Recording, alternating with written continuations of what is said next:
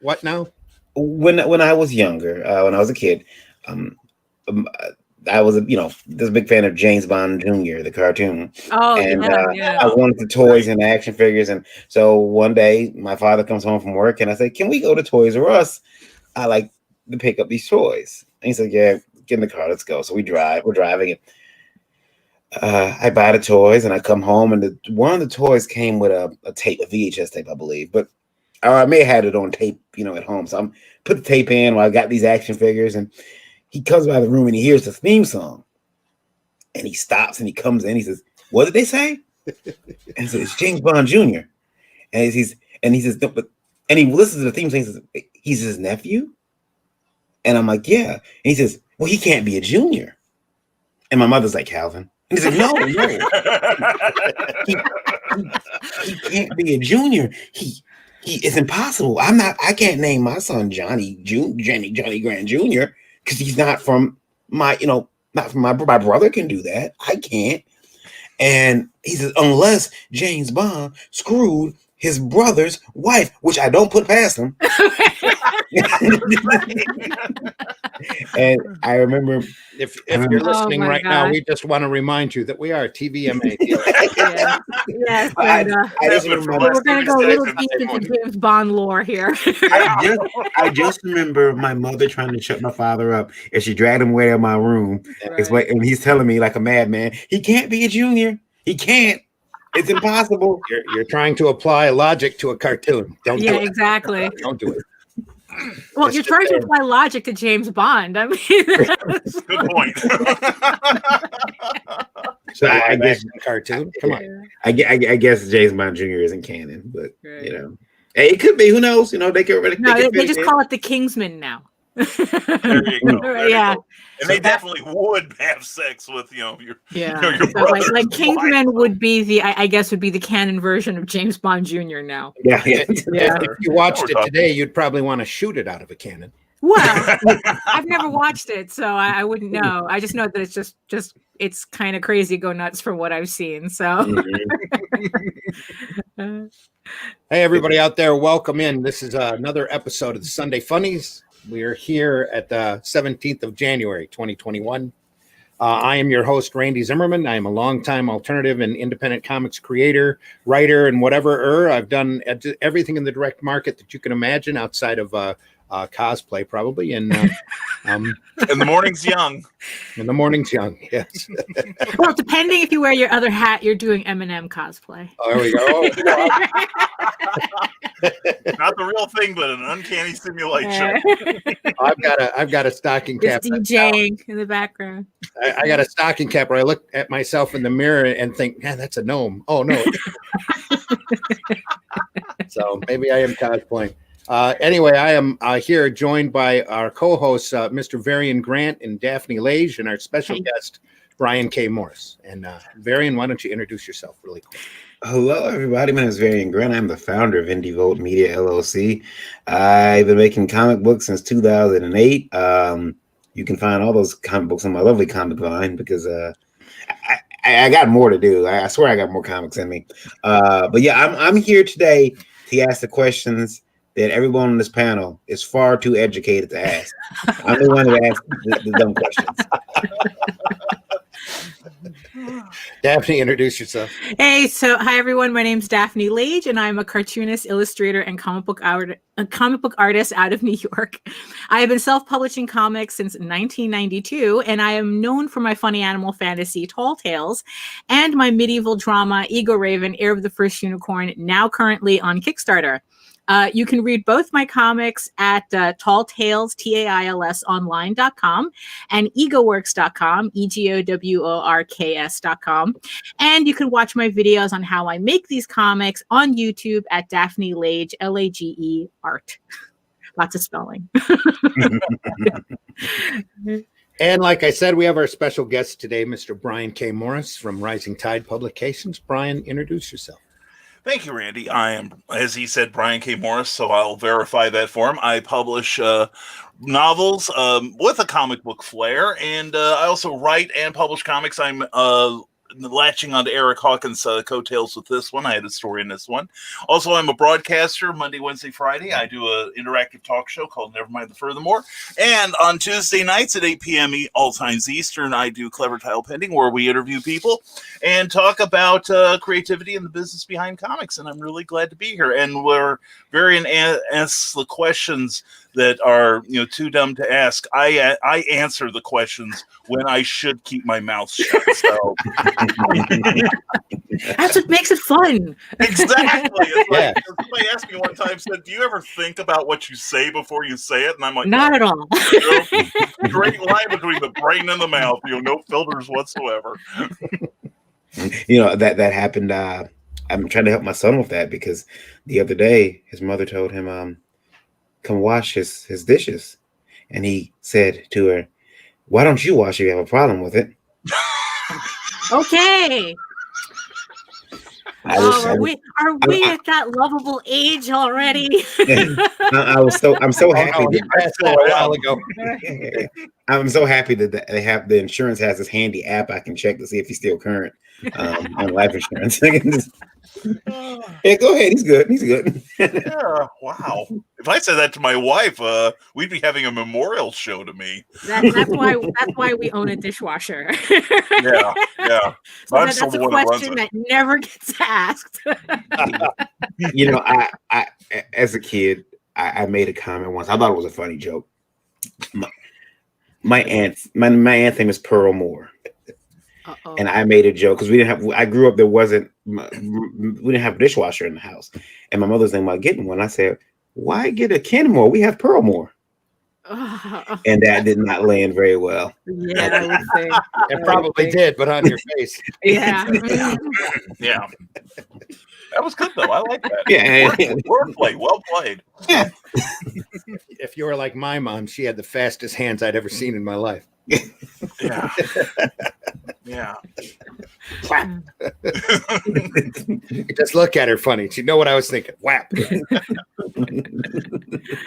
John Celestри's in the house. Good morning, John. How are you? John. John? Good morning. Morning, John. Hope you're doing all right. Did you want to link in this morning, John? We'll have you on board. Just let me know. We're all just sitting here talking comics and fun stuff. And, it's Sunday. So we're all still trying to wake up. Yeah, exactly. We're chilling today. I did want to ask you guys something, though. And I was going to ask you guys this like next week. But I guess I can ask it now. Seen an article. Well, it was I wouldn't say an article. It was a post on Twitter. It led to a bigger blog, but I didn't bother to read it because it's Twitter. Yeah. Good night. But it was about original art forgeries. Josh Dahl in the house. Good morning, Josh. How are Good you? morning. Yeah, go ahead. Original comic art forgeries. Mm-hmm. And they said it's actually a lot bigger than we think. Oh, yeah. Oh, And, I believe that. Yeah. Because when I hear that, like, wait a minute, someone stole a Picasso or someone stole, how was that possible? He said, if you think that's bad, you should see the comic art people have hanging up in their homes. They paid $3,000-$4,000 for that they think is real. Yeah. And it's a fraud. And, how does that happen? I mean, other than someone being really good at reproducing art. Yeah. I mean, I personally knew a studio collective that shall remain nameless. I'll be right that back. actually did that. Really? What they would do is that they would print out blue lines and then just re-ink the same pages over and over and over again to sell. Yeah. So, well, I'm not surprised because I see that all the time on eBay where Yes. somebody has, original sketch by Charles Schultz, and it looks like, like a 10-year-old tried to draw it by looking at the original from across the room. But I think part of it, is not only the skill of the forger, but I think a little bit of the ignorance of the buyer. That of course, I've been reading comics, since as Varian would tell you, we had to sweep the mastodons off my lawn, but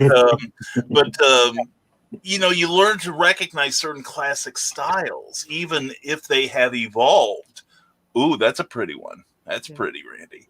But you recognize certain styles, and you see something where somebody is saying, this is, say, Jack Kirby or John Buscema, or in this case, Dave Cockrum. Yeah. Yeah, and you look at it and it's like, no, it could not be in any way, shape, or form that artist. They may have might propose, but not, not the actual rendering of it. So I think it's buyer beware, etc. But still.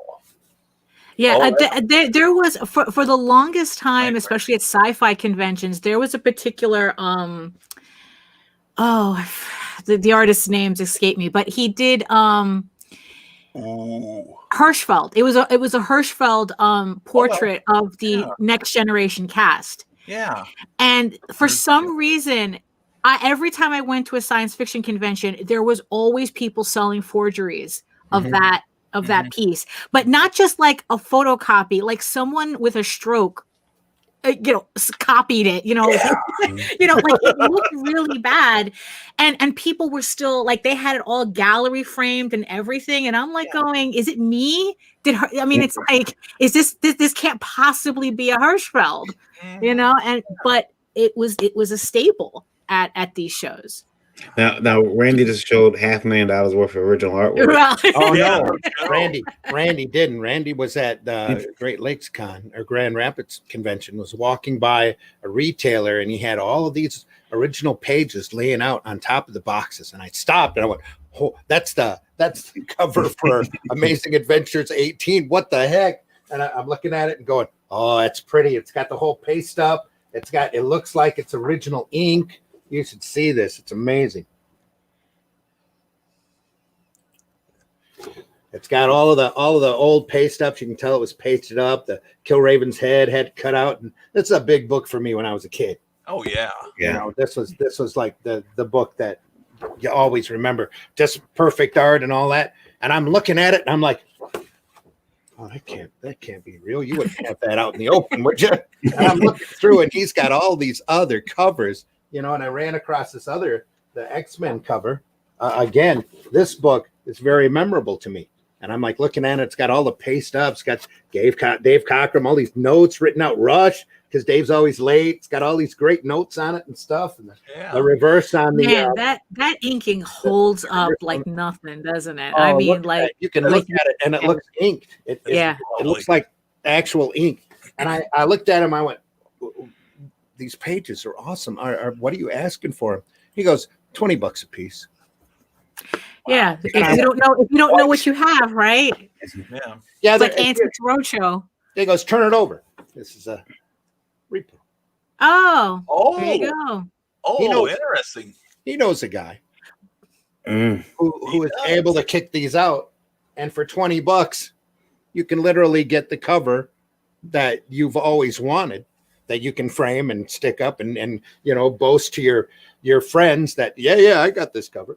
Oh, so there you go. But at least he had the integrity to write repro on the back. Well, as opposed to him trying to sell it off as originals, like the people I knew. Right? Yeah.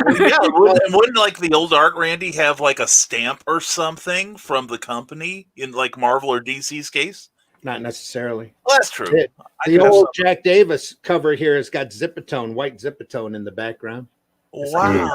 Who does that? Who? What? All of the old for a repro that they even went through the effort to putting in Zipatone on a repro. Yes, I halfway respect that. Yeah. And so you sit here and you're asking a question about original art. You honestly, unless you can prove the provenance on a piece like that, especially this old, you honestly cannot trust it. Anything that you see on eBay, you just can't, because there are people that have light boxes, that are gifted, that know what the old comics look like, what the old paste ups would look like, how big the original artwork would be, when it was done, because this is oversized compared, this is golden age compared to a modern comic page, which is upside down.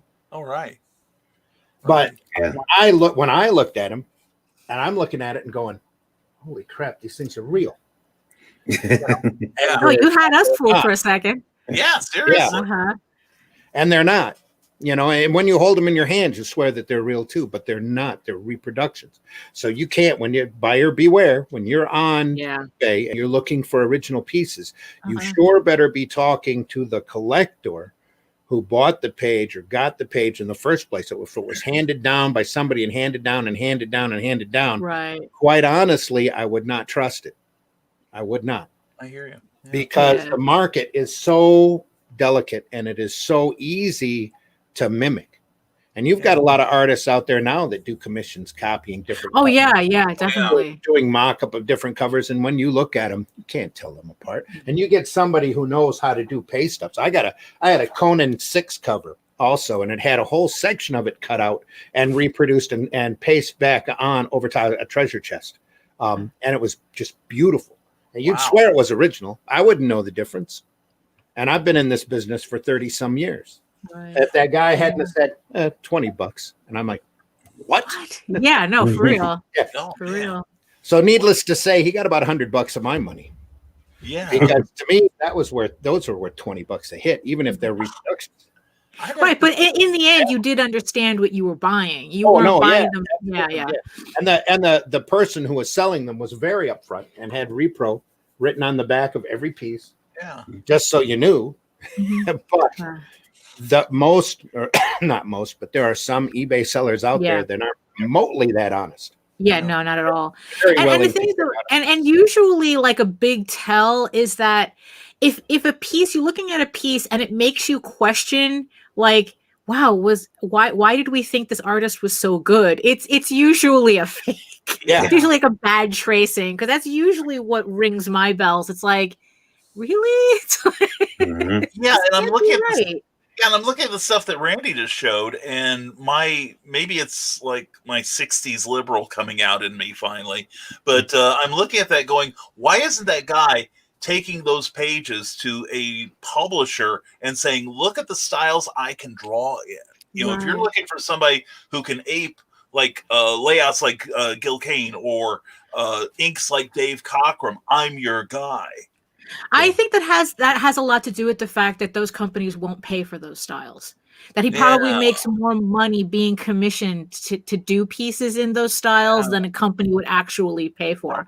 I mean, it's like me and JD were talking the other day how it's like Marvel can't even afford John Byrne to do comics for them. So if a guy can ink like Dave Cockrum, they're not going to bother with him. They're not going to pay his rates, but a private commissioner who's a fan of that will. That's true. Good. Yeah. And there's a big difference mindset wise between doing original art and doing a light table tracing. Even if you're a talented inker, it still takes a different mindset to do original pages, because you're worrying about composition and the way the body looks and every little bit of drawing. It has to come through on that page. Where with this, you can light box it and just make sure the line width is the same as. Well, here's a counter question to Varian's question. So, if an inker, so that Marvel used to hand out like blue lines for people to do sample inks on top of. Right. Now, I've seen inkers take ink in like say a Jim Lee piece or whatever, and then they sell the piece as original inks. Now the thing is, though, is it really an original piece? Are you buying, it's like, are you really buying for the inking, or are you buying it because you think it's a Jim Lee piece, or it looks like a Jim Lee? I've seen that. I know an inker who does that, and I've often told him, you should maybe say these are, could you say these are my original inks? These are these aren't, this isn't the production inks. This is what I did. I agree. I think that's kind of shady when I see it, because the person who doesn't know, they don't know, so they buy it and they think, holy crap, I got this Deadpool number 75 cover. I'm the owner. I'm the only one in the world. And then they go home and they realize, wait a minute. What's this cross-hatching shit? Yeah. And it's not there. By the way, I just want to note that we have John, Josh, and Joe in the chat. All the J's. All the J's in the chat.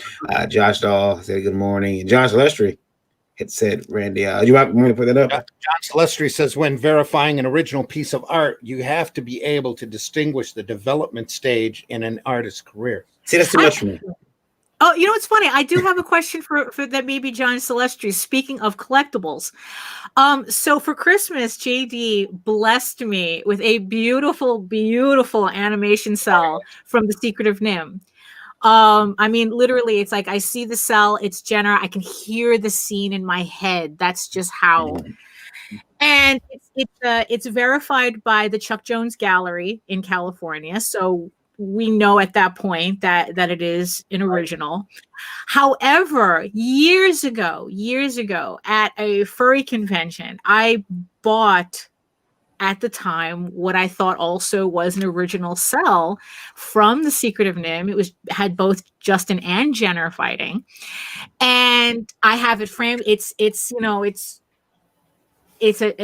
gem in my collection. But when I got the new one for Christmas, it's a different size from the first one that I got. So the first one, the cell is like kind of like a 14 by 17. And the Jenner cell, which came from the Chuck Jones Gallery, is like a 9 by 12. And I'm kind of wondering like how normal that is. Like, is the first, not that I care in the end, because I love them both equally, but the first one, is that a fake because of the size, or did size of cells were different depending on the scene that was being filmed? Because I couldn't imagine the two characters being on a 9 by 12 sheet of acetate and still look good. But if he answers, that's okay. If he doesn't, that's okay either. But since we're talking about collectibles, full disclosure, I went through a good part of my life saying that story is called The Secret of Nymph. Oh yeah, no, a lot of people have. Freudian slip the showing variant. Yeah. It wasn't until very late. I was like, oh, yeah. I'm adding some extra pronunciation there. Yeah, no, you'd be surprised at how many people I've heard mispronounce that. It's like, dude, it's a government agency. It's an actual government agency. You can. Again, good morning, Joe. Good morning. Hello. Good to see you. But yeah, but the difference is that the first one that I bought at the convention cost me $40, while this new one that I got, let's just say, was not $40. Yeah. There are a lot of people there drawing and inking comic-based art that have never created a comic in their life. Yeah, Russ says, I have an original cell from Batman the Animated Series. Yeah. And I have one from Super Friends. Oh, really? That's and it's awesome. one where Clark Kent is changing into Superman. So, that's sweet. Oh yeah, I have some. I know it's not animation sales, but I have some. Mike Jones, good morning, Mike Jones. I have some film cuts of it's like 3 or 4 different film of the film of Star Wars. Oh. Yeah. Not like not their official. Like they got the theater reels back, and somebody said, "Hey, we can cut these up. All right, hey, let's sell them." So yeah. They're like, I got like 4 or 5 of them, but they're like, I don't think they're worth anything. I'm pretty sure they are, but I like them. Yeah. Yeah, I mean, it's funny. One of the things that I regret, it's not that I had a control over it. It just ended up disappearing. Was that we used to have a reel-to-reel projector, and they used to sell like snippets of movies in little canisters, and we would watch these like 5-minute snippets of Star Wars. Like just that's literally all it was, which is like 5 minutes of. I think it was the scene where Obi-Wan is showing Luke Skywalker the lightsaber for the first time, and that would be a preview that we would get. And I don't know, that thing disappeared. So I don't know. It's you start cleaning and you don't know what you have.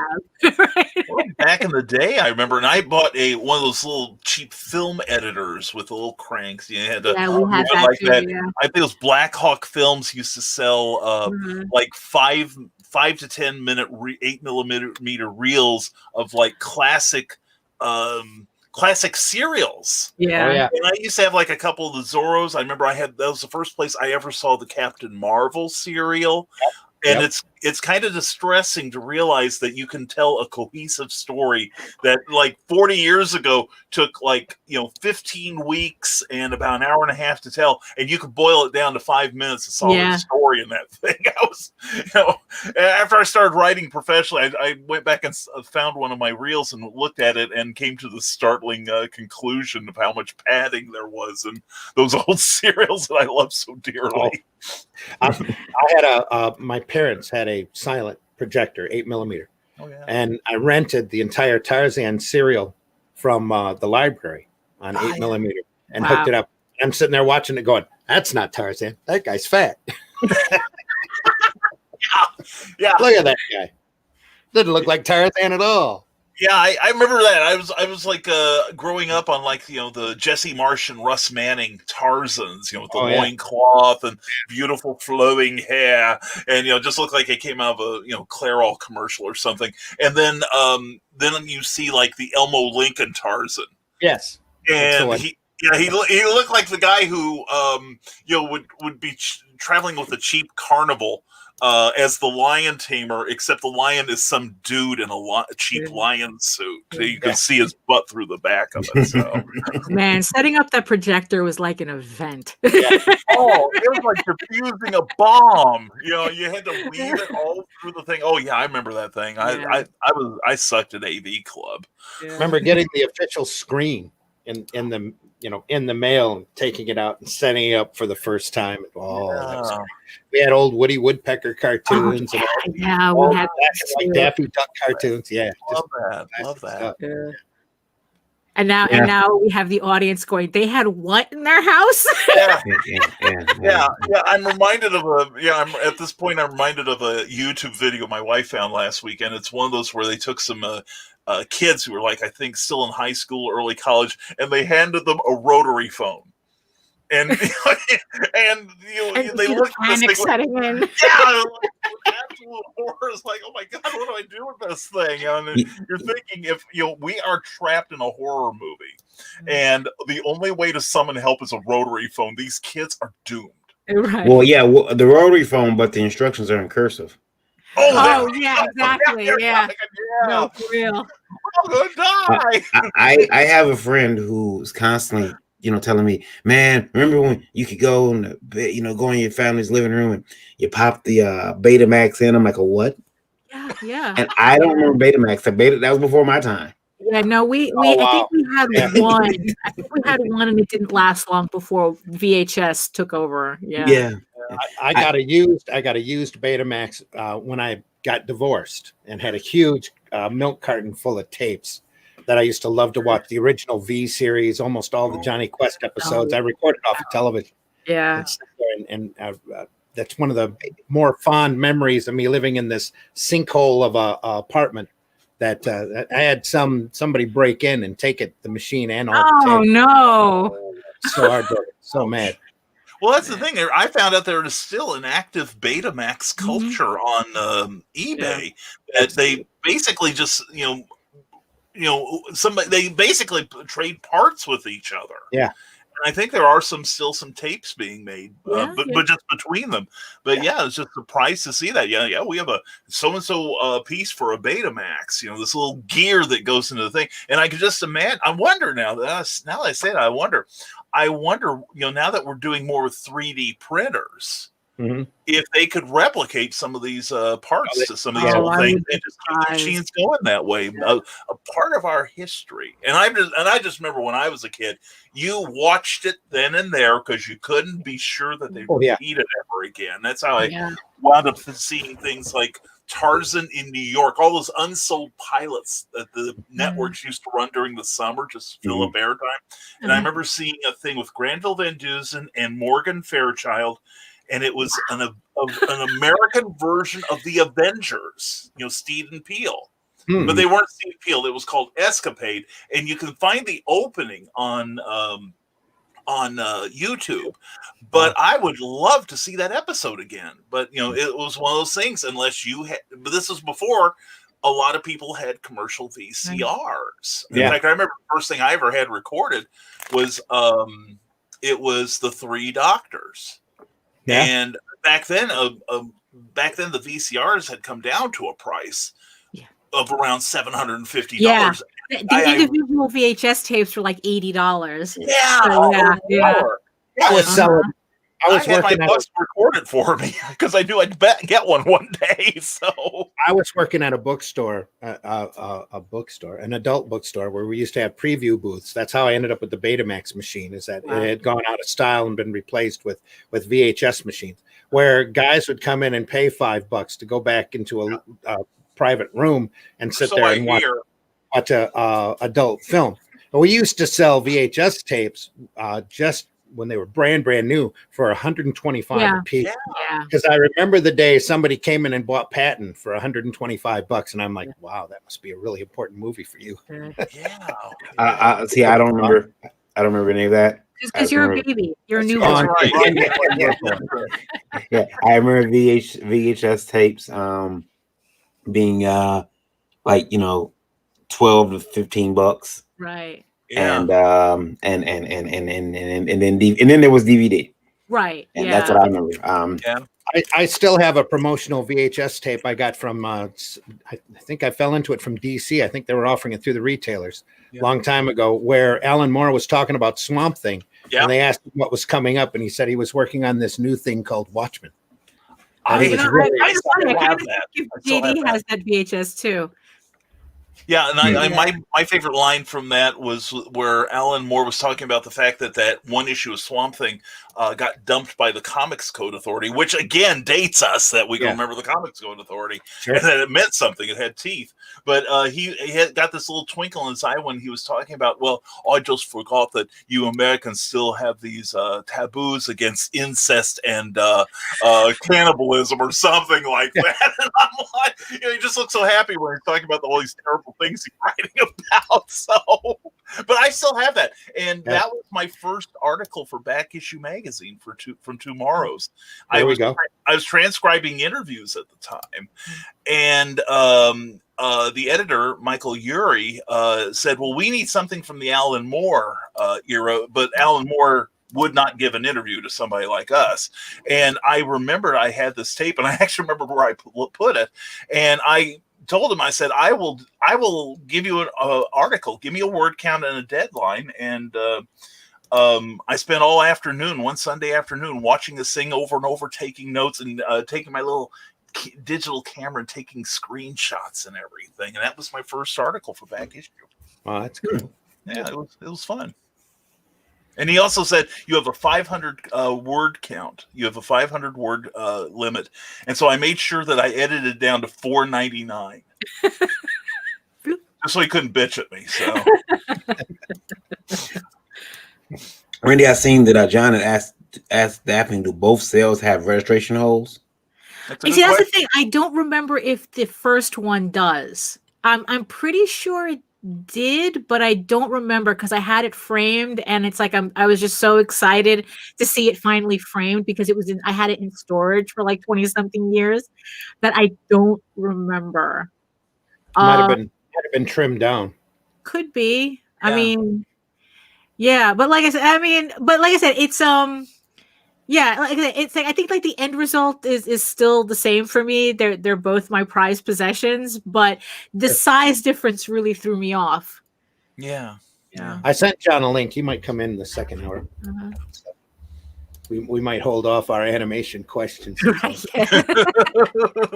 So the React videos. Yeah, pretty much. Yeah. I felt dumb when I found out Marvel Presents are not the original comics. Thought I found a treasure bath at a yard sale.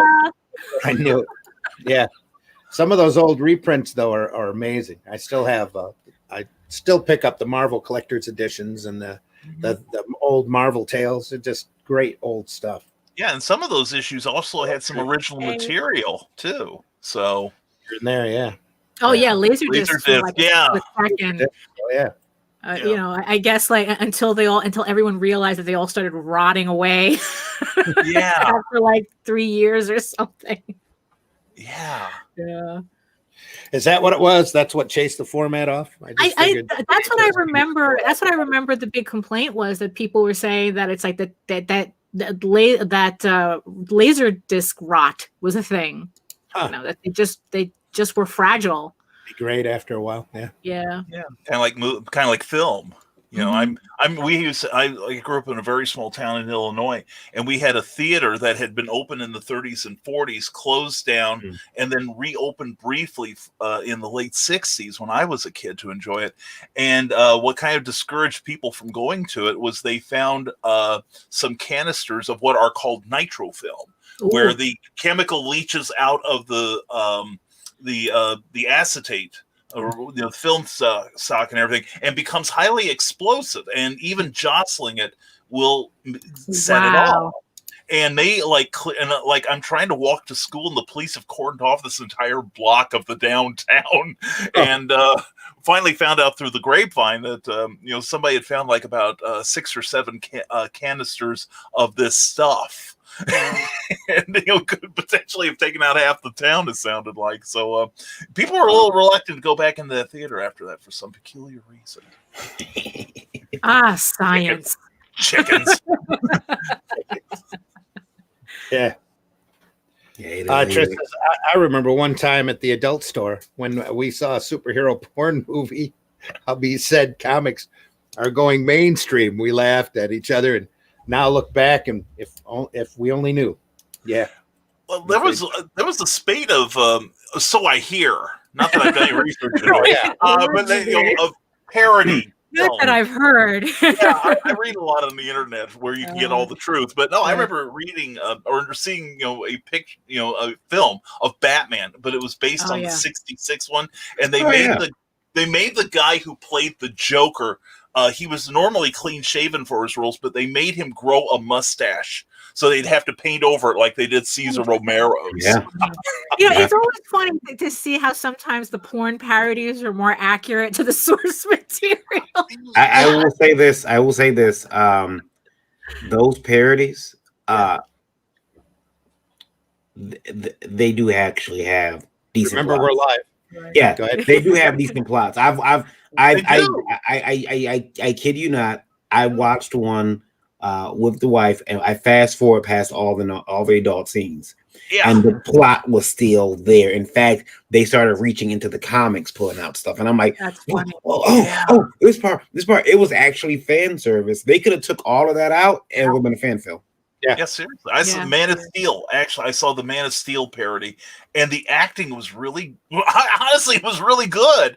All fanboying all over the place. I seriously was. And like Varian, I saw a couple that were it looked like somebody was an actual fan of the original source material, but not that we're endorsing this sort of thing. Yeah. No, especially on a Sunday morning.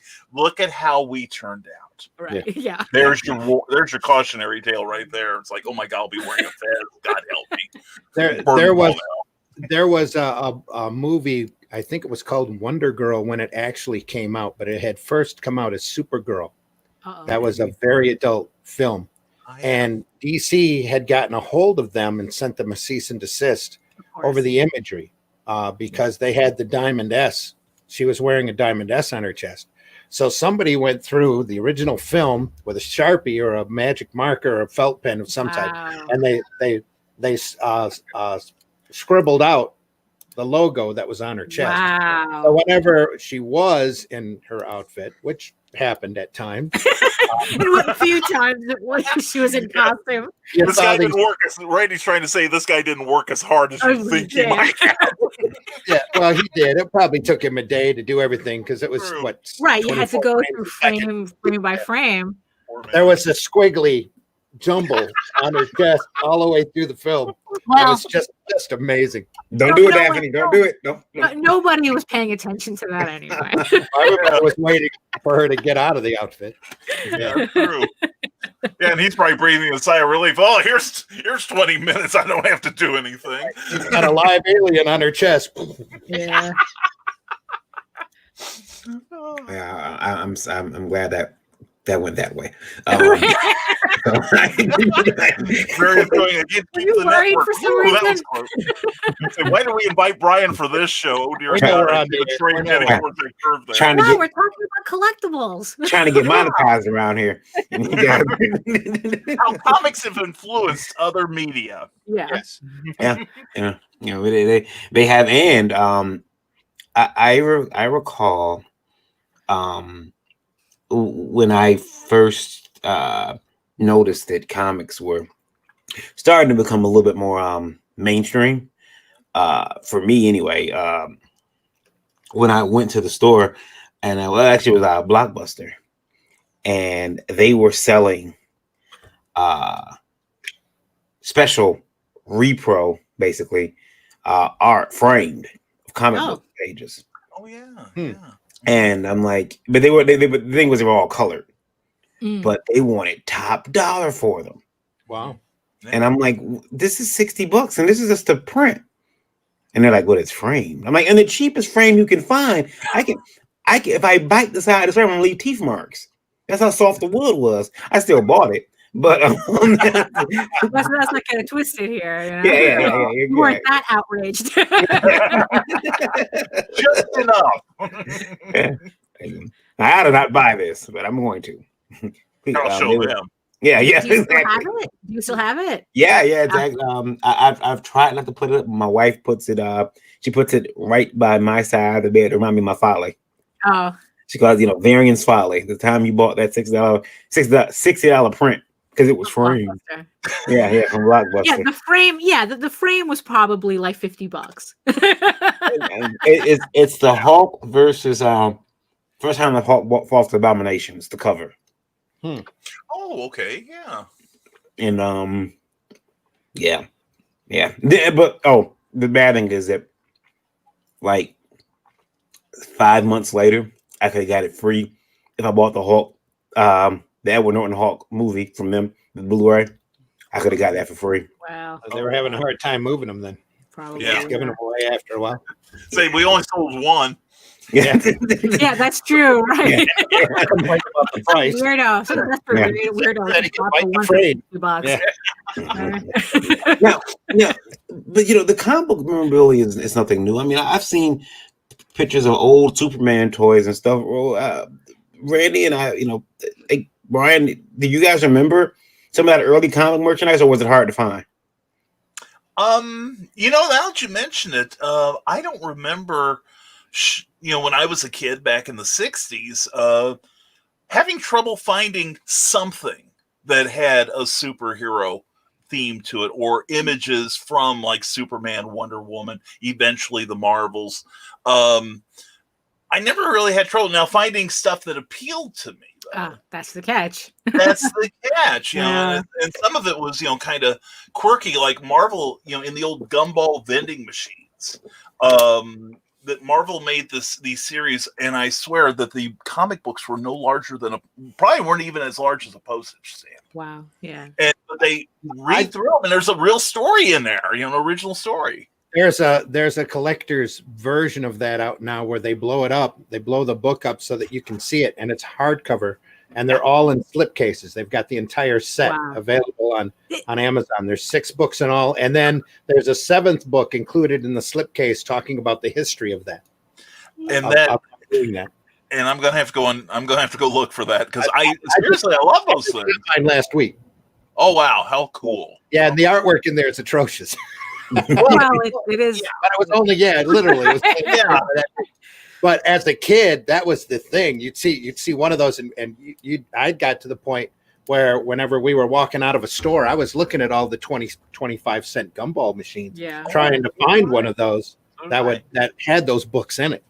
So that's why I ended up getting set. They just have the jawbreakers and those weird jelly things. Silly Yeah, I already have this issue of Spider-Man. Damn it, here's another quarter. But somebody went through and got the rights to reprint all of those and kicked out a history book, and it's in a really great little slipcase. Look for that. Makes a nice set. Yeah, that is cool. That is cool. Yeah, I go ahead. I'm sorry. But then again, once you get into it and you open it up, You see the artwork, and it's like, It's the novelty. yeah, It's the that's novelty. exactly what it is. Yeah, And it But is kind of cool. they do go out of their way to show you how big the books were originally, and put it up next to a penny.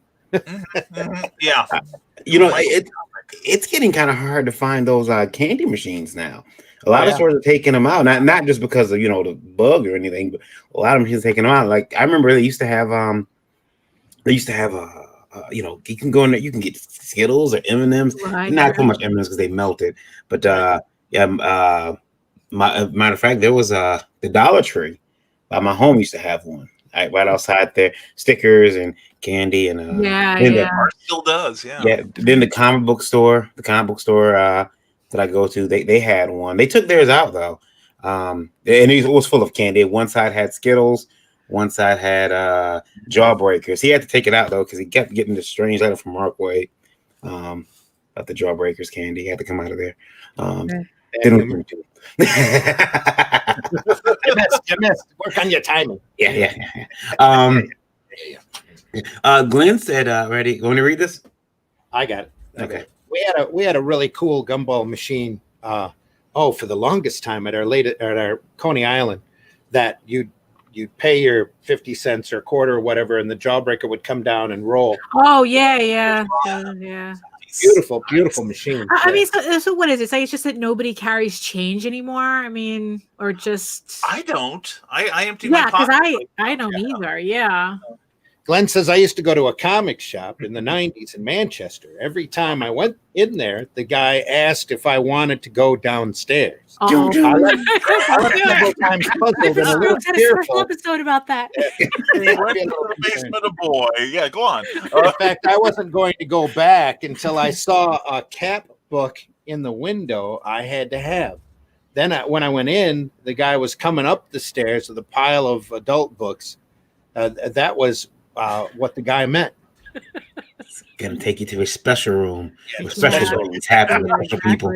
Yeah. Well, please go with my friend Mr. Dahmer there. He's got a special prize for you there. Yeah. When I was in high school, I used to fake my age because I had a retreating hairline and could do that. But I could always get back into the adult section, but I would never go back and look at the magazines. I'd hit the underground comics that were down there because they kept all of those in the adult section. I'd be going, on my hands and knees because they kept them on the lowest shelf, going through all of the old underground stuff. And he'd always wonder why I didn't go back farther, And then we started talking about comics, and that's how I ended up working for that bookstore. I think the most awkward situation that I had with an adult magazine was I told my mom that I wanted her to buy an issue of Playboy because they did the model up to look like Jessica Rabbit. Oh, right? Yeah. And we're there in this tiny convenience store, and I'm telling her, yeah, can you buy me that? Oh no! I want that issue, Mommy. It has Jessica Rabbit on it. Yeah, it's got to be wholesome. Nothing. She did buy it for me though. See, that's a good mom. I did something similar. I was way too young though. I was 7, and I've always been short. So when I was, it's like me, Gary Coleman, and a couple others. Just always been really short. Well. The convenience store, neighborhood convenience store, he used to keep the adult magazines in this little orange shelf in the back of not even the back. It was at the front of the store with the comic books and other magazines, but it was, on the far side of the store, but not in the back. But when I would get my comic books, they were right there. Well, my parents are getting lottery tickets, and my mother tells a story that out of nowhere, up pops this Penthouse magazine, just right in front, right between my mother and dad. Just on like, bow, with a little voice saying, "I want this." Yeah.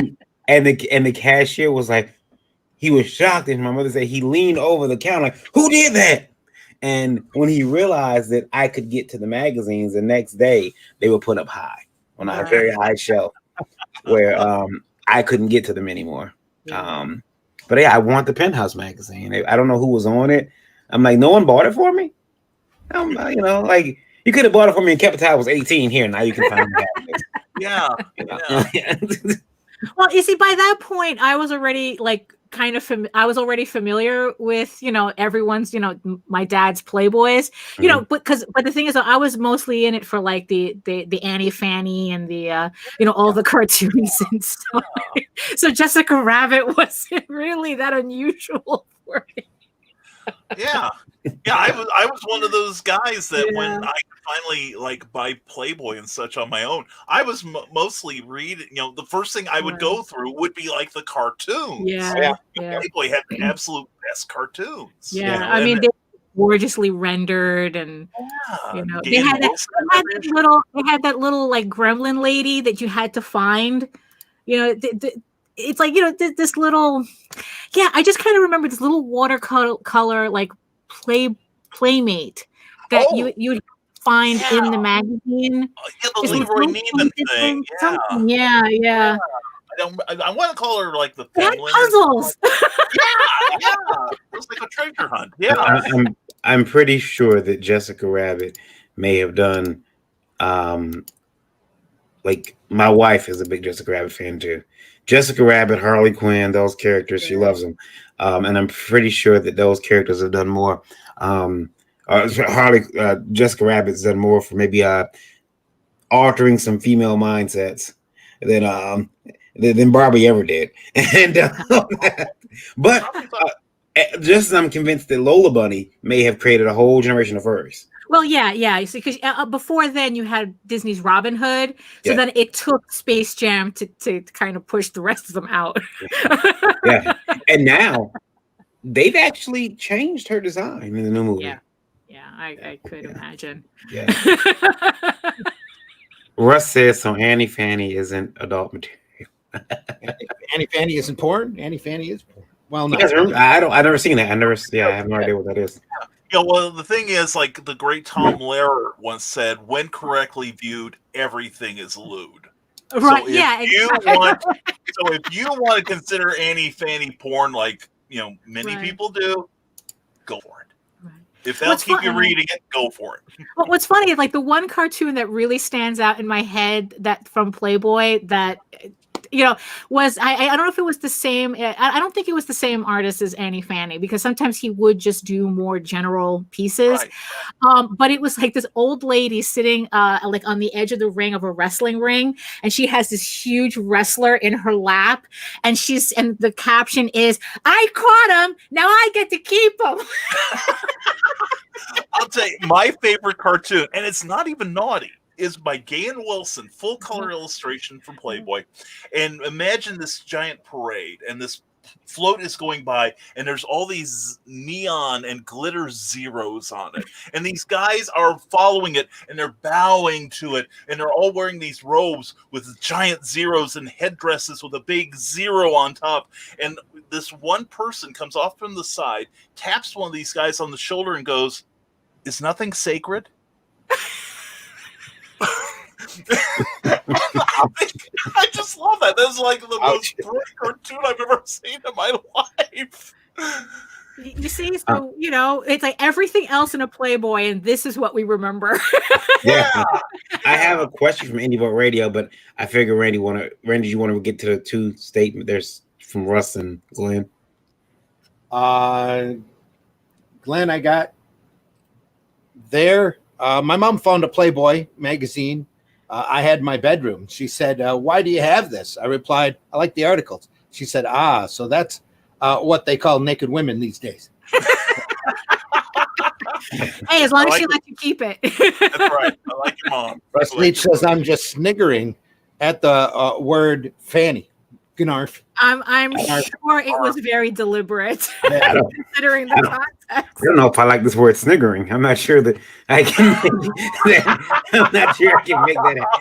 I'm not sure I can. I did have a bit of hesitation there for a minute. Yeah, because we're gonna have to explain it to people. Good morning, Teresa. Hope you're doing well. Good morning, Teresa.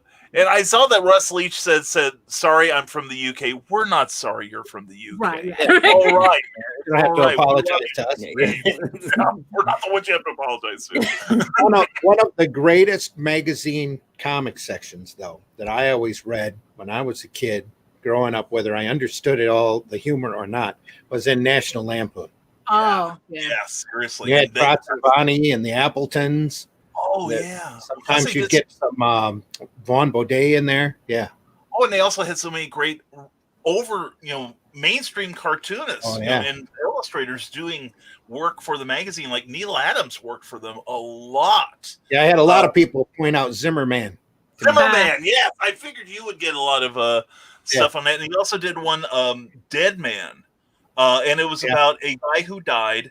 And so his brother or somebody took his corpse and would criminals would be, committing a bank robbery. And suddenly this corpse would come plummeting down on them, knocking them out for the authorities, that sort of thing. But yeah, I love Zimmerman. Frank Springer did so much work for that lamp. And, and Esquire, Esquire magazine was also one that used a lot of comic talent. I still have an old issue where it was like this little comic section, which they didn't do often, but it was like Herb Trimpe and Barry Smith and a lot of these artists that you did, or Barry Windsor, excuse me. But he's still very Smith. He couldn't afford Windsor back then. But these mainstream comic artists from Marvel and DC were doing like these little, these pages of art that were just so wonderful because it was so different from what they were doing in the the stuff you could show your mom. Back then, they got their pick of artists because they paid advertising rates, magazine illustration rates, as opposed to comic book page rates, which were tremendously lower, sometimes even a 0 or 2 lower than than what they would get working at Marvel and DC. So they got a gig working for Playboy or somebody, they jumped at it. Sure. Yeah. And now they do fake comic book pages because it pays more than working at Marvel or DC. There you go. We can make more money ripping these guys off than creating something new and original. Exactly. Hey. Related. Yeah, because it's kind of related to that though. Is I remember that we were at a convention and this was, I don't remember like where we heard this story, but it seemed that there was like an editor at Top Cow who was very frustrated that all the artists that he wanted work, to hire refused to work with him. But just in general, because they were making so much more money on commissions and making like fan art prints at conventions that they didn't need to work at the companies. And, and he kind of like did this little rant where it's like, well, you can't fire me, I quit. It's like, I'm not hiring you anyway. But it's like, it's like, dudes, if these guys are making more money selling prints than working at your company, you're the one that has to reconsider what you're doing, like how your pay scale, True. You can't berate these guys for doing that. Yeah. I hear you. Mm-hmm. Now, to change the subject just slightly, I want to pull up a message in the chat that Trish asked earlier. It says, so what is your one prized collectible that you own? Wow. All right, well, I've already mentioned the 2 cells that I have. Yeah. Wow. Yeah.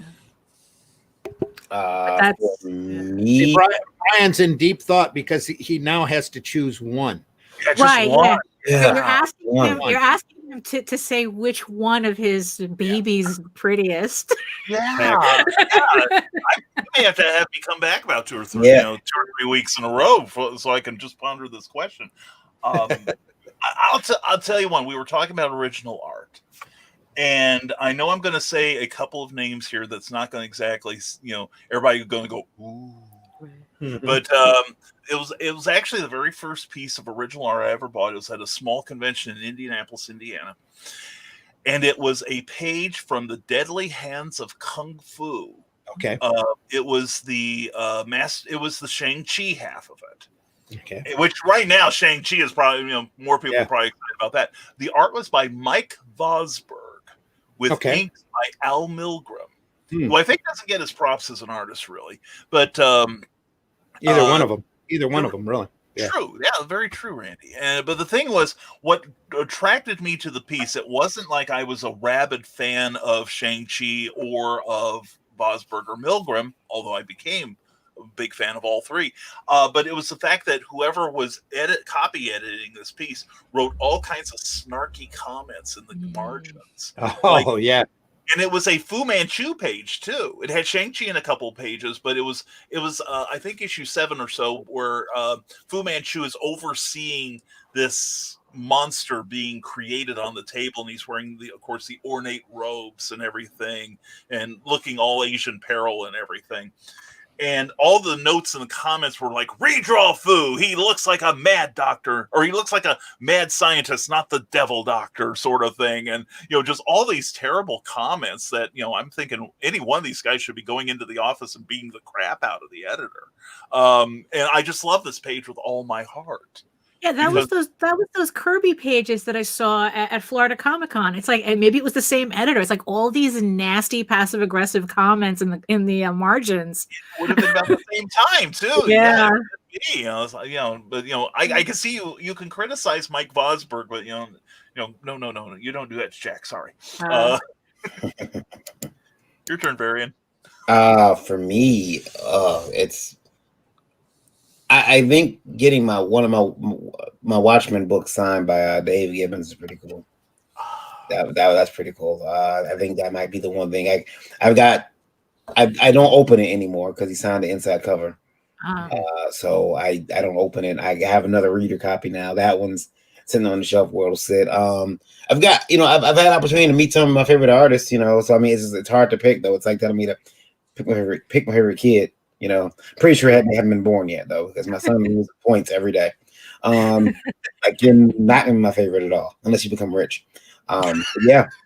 By the way, I did have a Indie Vote radio question that is sure to provoke ire. Ire. Yeah. Before you provoke ire, let's bring John Celestri in. Hi. John Celestri. Hello. Good morning. Good morning, everybody.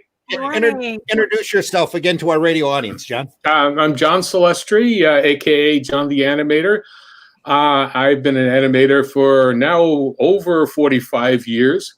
I go back to the early and mid 70s. I animated Boba Fett in a Star Wars Holiday Special. I worked for Don Bluth on Dragon's Lair, Space Ace, and a small stint on American Tail, but I left because I couldn't get paid. So, I worked on He-Man, She-Ra, animated Batman, commercials. I've done comic books, and for my own, I've co-authored and published a line of crime fiction novels, and now I'm doing crowdfunding comics with my own characters, and coming soon, Bloodwing Angel Chronicles. Mature stuff. So that's what I'm bringing to the table. I was in the store the other day and I seen a She-Ra and He-Man, Voltron collector DVDs, the whole entire. I think the Blu-rays, entire sets, and I'm like, my wife was like, no. Those are like $50 a piece. Just like no. I don't look that way. Come on, this way. They're worth it, Varian, because you know someone who worked on those. Yeah, it's true. No, seriously, I'm one of the transcribers for the interviews. Are you? Oh, seriously, I am. I worked with Andy Mangles on that. I'll send them. I'll send them from John. I'll send them to John.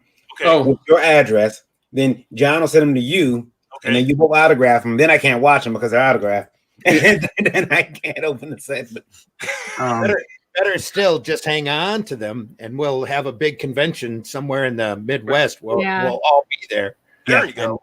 You can have it signed. Barry, I'll just autograph stuff. I'll send you my autograph on a label, and you just paste it wherever you want. Yeah. This is sticking right there. No, the question from Indie Vote Radio. You want me to read it now, Randy? Or? Yeah. Go. Okay, here we go. This is from Brian Lewis, who wrote. Thanks for listening, Brian. Wherever you are. He writes. I say he wrote. Wow. He wrote. I need to get some caffeine. We can't get English very good today. Yeah. I want everybody to check their blood pressure levels first. Okay. Yeah. All Exactly. right. Yes. Okay. There's this cancerous idea that artists from the golden age, Kirby, blah blah, worked harder than artists today, which I think is total bullshit. excuse my language, his language. The reason an artist today can't knock out 4 to 5 pages a day is because they are better artists than those past guys, which frankly will be considered amateurs today. Look at the detail, the backgrounds, and more. Artists today work harder on one page than Kirby or Ditko did on an entire book. In fact, it's people's blind love for these old school artists that have stunted artistic growth, my own included.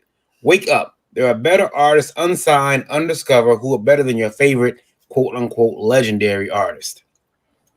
The innocence of youth. Yeah, I know. It's like Who wants to break into laughter first? That's what there is an aspect of overdrawing to a lot of the art that you see today, which is the focus is on pencil mileage, but not storytelling. Oh, I like that pencil mileage. Yeah. That's a classic animation. Really? Okay, that's cool. Line. I like that. Like, you look at something in a design and say, "There's a lot of pencil mileage on this." Like, how far does my hand have to go to create this thing? Because animation and drawing is really the better you are, the simpler. If you can say something simple, then you're a better artist. Mm-hmm. Everything else is just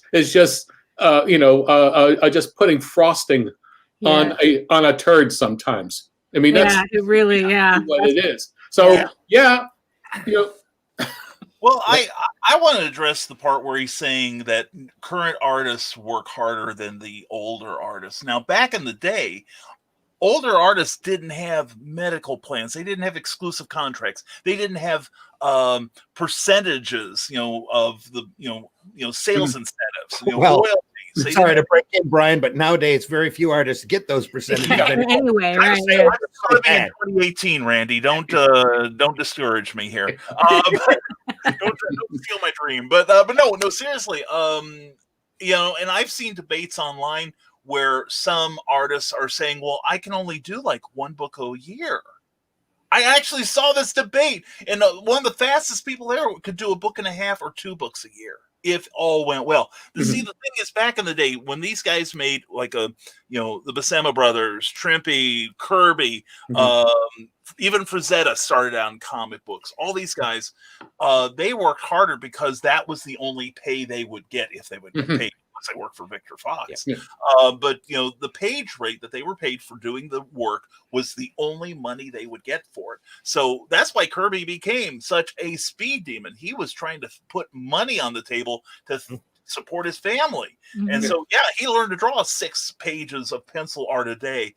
And a lot of these guys also, John mentioned the pencil mileage, that printing wasn't as good as we have it now. It was horrendous. And a lot of artists, I remember seeing a lot of artists that would start out with a fairly ornate style and then boil it down because they knew that a lot of the line work would just drop out. So, but I will heartily dispute the idea that, that current artists work harder. Right. They might have to have second jobs simply because, the page rates and sales are, in the toilet for a lot of titles. But also the fact is we're talking about Kirby. We're talking about the Buscemas and other people of the Ramitas because of the groundbreaking work they did. If someone were as good as these people, they'd get found, I think, because there's no way now that a person, unless they just completely disconnect from social media, can't get their work out there. Yeah. They can start a show just like this and say, hey, watch me draw this very wonderful storytelling thing. But I think John made an excellent point about, the storytelling is that in itself is a lost start with a lot of artists, who, are still in that Image Comics mode of let's put in as many pinup pages as we can because we can resell the original art. Right. Because that was the point that I was going to make, that it's like, you also got to remember the other context is that pages are more ornate now because the idea is to sell them. And of course, the more detailed they are, the more money they can fetch. So, it's like, I think that the amount of work is I wouldn't say it's like they were like the same, but it's like you're talking, I think you're kind of talking about apples and oranges here. I mean, it's like Kirby and his kind had to do the pages for different reasons than what artists nowadays have to. So, you're talking about changing styles and tastes and just a different reason as to why they're doing the artwork the way they are. And also, they were selling book. The era of from back in the day, and we're talking anywhere that's 30 years early. That was about the comic book. Now it's a very different market. Yeah. It's it's a limited market of Right. where that art, who the artists are going to. They're going for people who are not, as interested in just the storytelling. They want to be able to look and just spend, 5 minutes on a page, in terms of looking at it. And Right, sometimes yeah. they don't. I mean, quite honestly, if the story is bad, all that effort on that page means nothing. Yeah, exactly. know? Exactly. Yeah. You know, I mean, so people who say that I mean, I think like for everything, the one comment that I would get at conventions that would irk me the most was people who would say, "Oh, I love your comic. I haven't read it, but I love it." And I'm like going, "You lost half the work. Yeah. How can you love something if you only know half of it? You're missing out on so much." yeah. Yeah. Yeah, well, I mean, that's the comment is made, that you just read, Yeah. is from somebody who's trying to defend, to say, okay, you weren't as good as you say you were, but that's like saying Babe Ruth is not as bad and was not as good, as great as he, as they say he was. Right. Yeah. I mean, come on, it's a different era. You can't make those comparisons. But what you can say is any successful comic that has around is built on what had gone before. If they didn't have, if they hadn't dug all that, made all that groundwork, there'd be nothing, today. I mean, and there is nothing today because a lot of that stuff that groundwork they used was forgotten and just tossed out. That's why we no longer have, the numbers of or even 50,000, 100,000 as an average monthly sell for a mainstream comic. When back then, I mean, even when I was growing up, okay, so we're talking about in the 50s and 60s, they were still selling about 350,000 issues of the Fantastic Four a month, I mean, and so on and so forth, because you could still go get it anywhere. Right. But as soon as you start bottlenecking where the traffic is and where the consumer can go and get books, you are going to kill, anything. You've strangled the golden goose, by saying that's the only place that you can get the books. Right. So, Well, it almost like I kind of have with this question, I kind of have a hard time understanding how he thinks that us, like appreciating Buscema and Kirby is stunting. I mean, it's like, I mean, you can't even compare, Mike Plug and Kirby and Neil Adams and say like one is better than the other. They're completely different aesthetics, and they all have completely different lessons to learn from them. Mhm. It's like, look, it's like, what was the name of the person who Brian. Look, Todd McFarlane and Jim Lee are not going to come to your house and congratulate you for sending this question in, okay? On the other hand, Brian, You don't need to bootlick. It's okay. It's like you can say you're not preferential to these styles, but don't say one is better than the other. We all have it. It's like what John says. It's like everything that we do now is on the shoulders of those greats. And the people who are doing that kind of work, like a Jim Lee, even going back into the 70s with people like Jim Starlin and such, they credit like the Kirbys and the Romitas and the Meskins and the Robinsons of past times. It's, think about, Brian, why we're still talking about those people. Yeah. Mhm.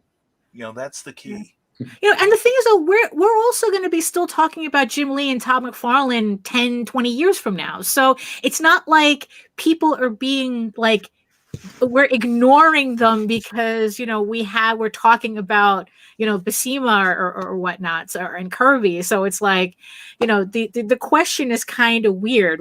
You can't make us like choose. Brian, I am assuming from your letter that you are, or from your email, that you're incredibly young. Yeah. And that you haven't had the perspective that you will have if you stay in this business long enough and you learn in this business long enough to understand how badly we revere these artists. When I was growing up, I hated Kirby. Absolutely hated. I hated Frank Robbins, thought he was terrible, thought Alex Toth and Gil Kane used Sharpie, and it was irritating to me because all these other guys were so much better. I used to get into arguments when I was in high school over how crappy the EC books were. They're only 8 pages. We're over here in Marvel and DC. They're telling deep stories with characterization. And it took me years and time to sit, look, and read and appreciate what happened. And that also really sparked a fire in me for comics history, because you learn so much when you go back and you look at what happened in the old days, how Kirby busted his ass in order to put food on his table, how Neil Adams had to fight in order to get Siegel and Schuster any type of compensation or his estate because of the way that they were treated when they were younger, because they were doing what they loved, telling stories in comic form. I hope you stick around in comics long enough to realize you don't have to put every wrinkle on the face. You don't have to draw, especially, and this sticks out prominently in my mind, you don't have to draw every tread in the boot. Yeah, exactly. In order to tell that competent story. Sure, you can be artists, and art is very suggestive. It's subjective, and we've had talks about with Abby in the past, who even thinks of herself more of a designer than an artist when doing comics. Everybody has their own personal perspective. Definitely be the artist that you can be. Grow up and appreciate these people. But as you grow up, you are going to mature. Your taste in art is going to mature. And if you understand or get to understand sequential art at all, you will go back and you'll look at the Jack Davises and the Irwin Hastings, and earlier we were talking about Al Milgrams and all of these guys, and sit there and look at that and go, wow, they actually had to do an issue a month in order, or 22, 24 pages in order to get paid. They had to do multiple 8-page stories. Ditko and Kirby especially were hardcore workhorses on purpose, not because they wanted to, but because in order to work in comics, they had to.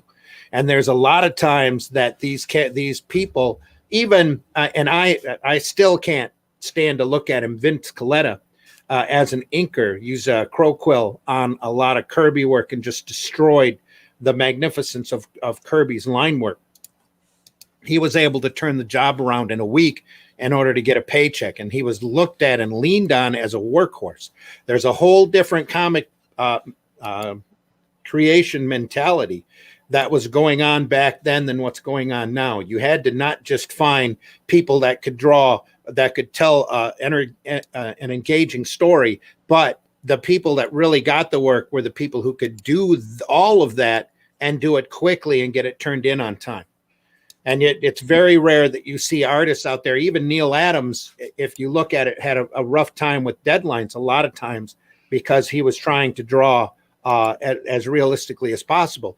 That's why he ended up doing a lot of covers. Brian Boland's the same way. He was a very amazing artist who worked in very short spurts because he was an artist and he took his time drawing works of art.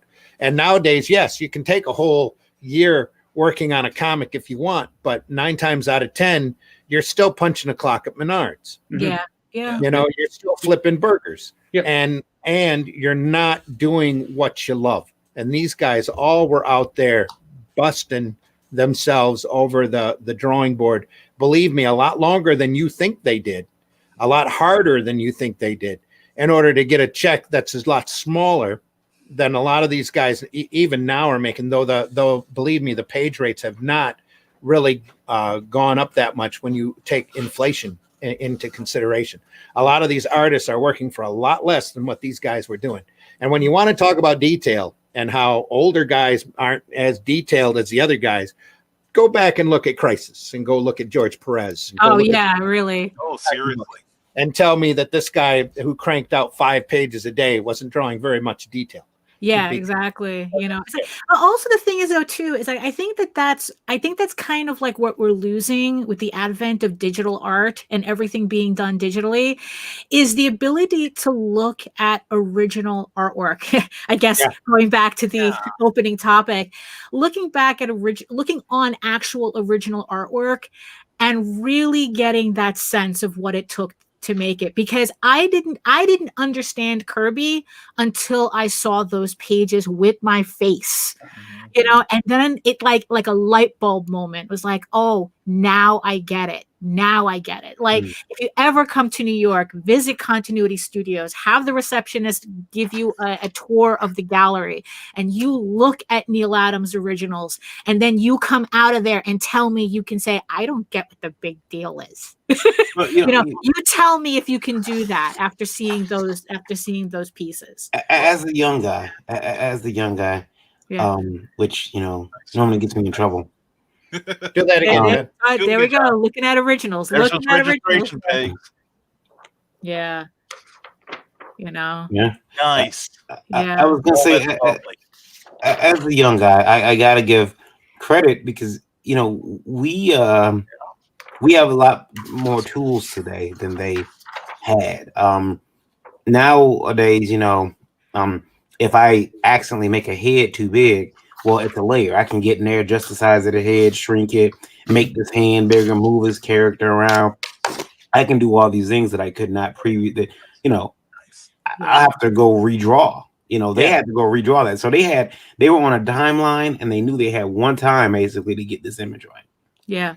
Right. And another thing that I think is relevant is the fact that a lot of the guys that we're talking about, like Jim Lee and Todd McFarlane, and even some of the 70s guys that I mentioned, like Milgram and Buckler and Starlin, they had comic people to draw on. But the early people, that got in the 30s, 40s, and 50s, they didn't have the medium, a rich history of the medium to study.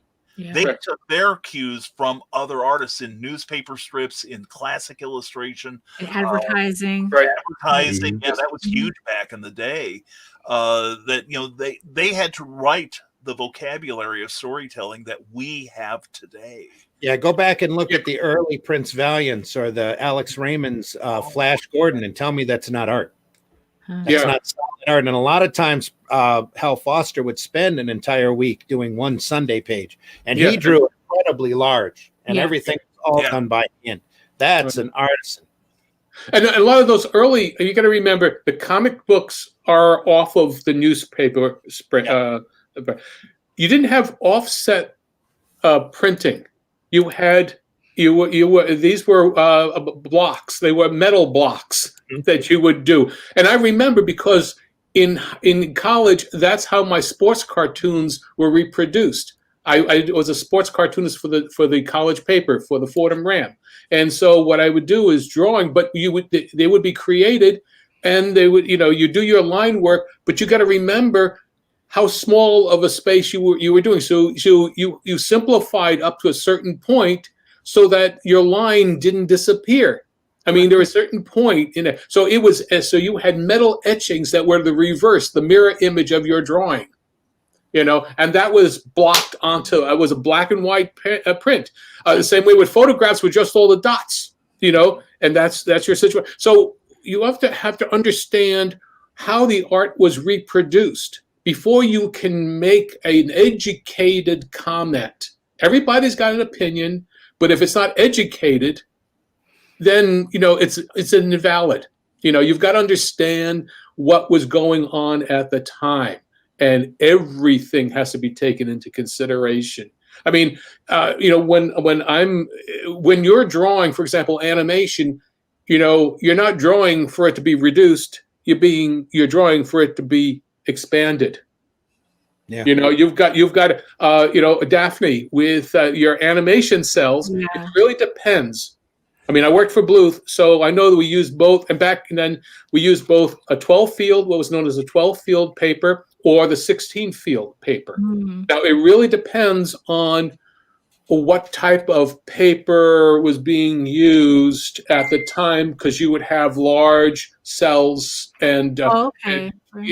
so you just don't know which one. A lot of times, it would be a lot easier, and it really depends upon how much detail was going on in the scene.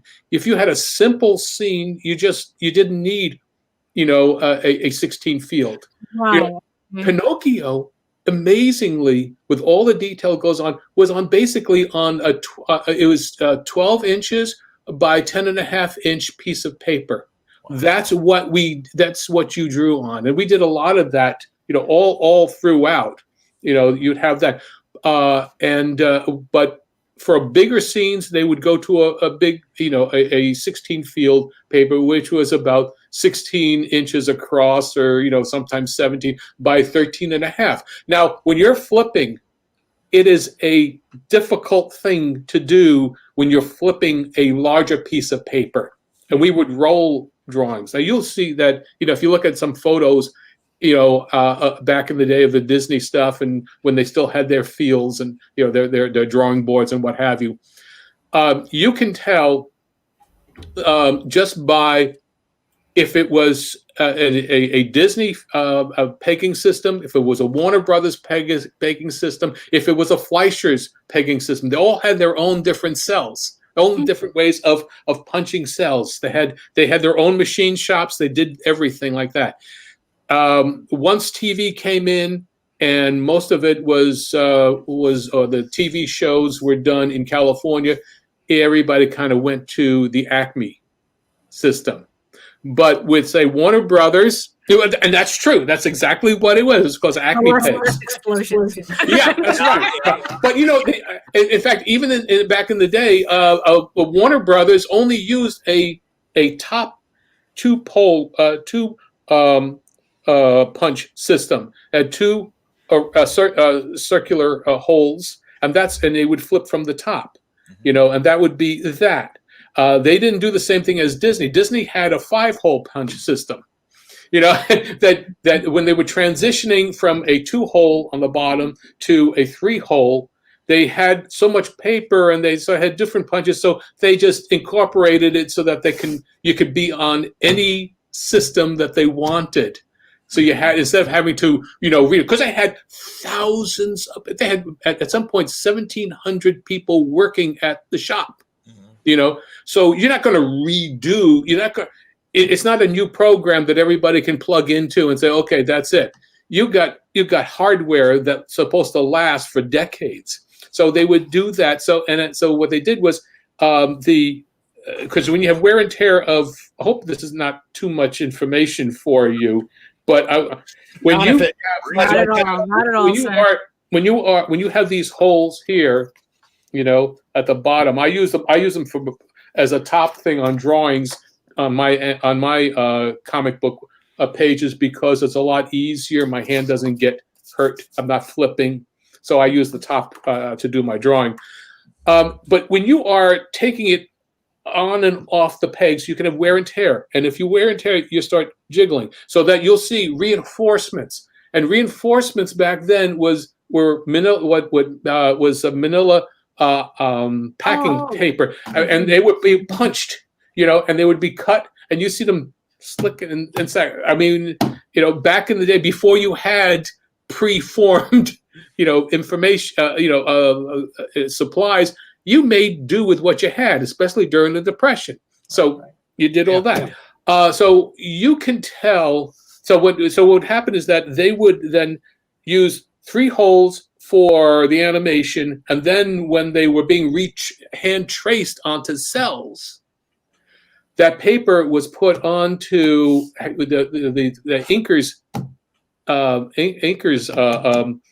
discs would have the 2 holes, so that you didn't have the wear and tear. The registration was still there, but you didn't have a wear and tear going on. So a lot of this stuff is to keep from, your images jiggling, especially when you're doing, this is an 8 field, this is Popeye size.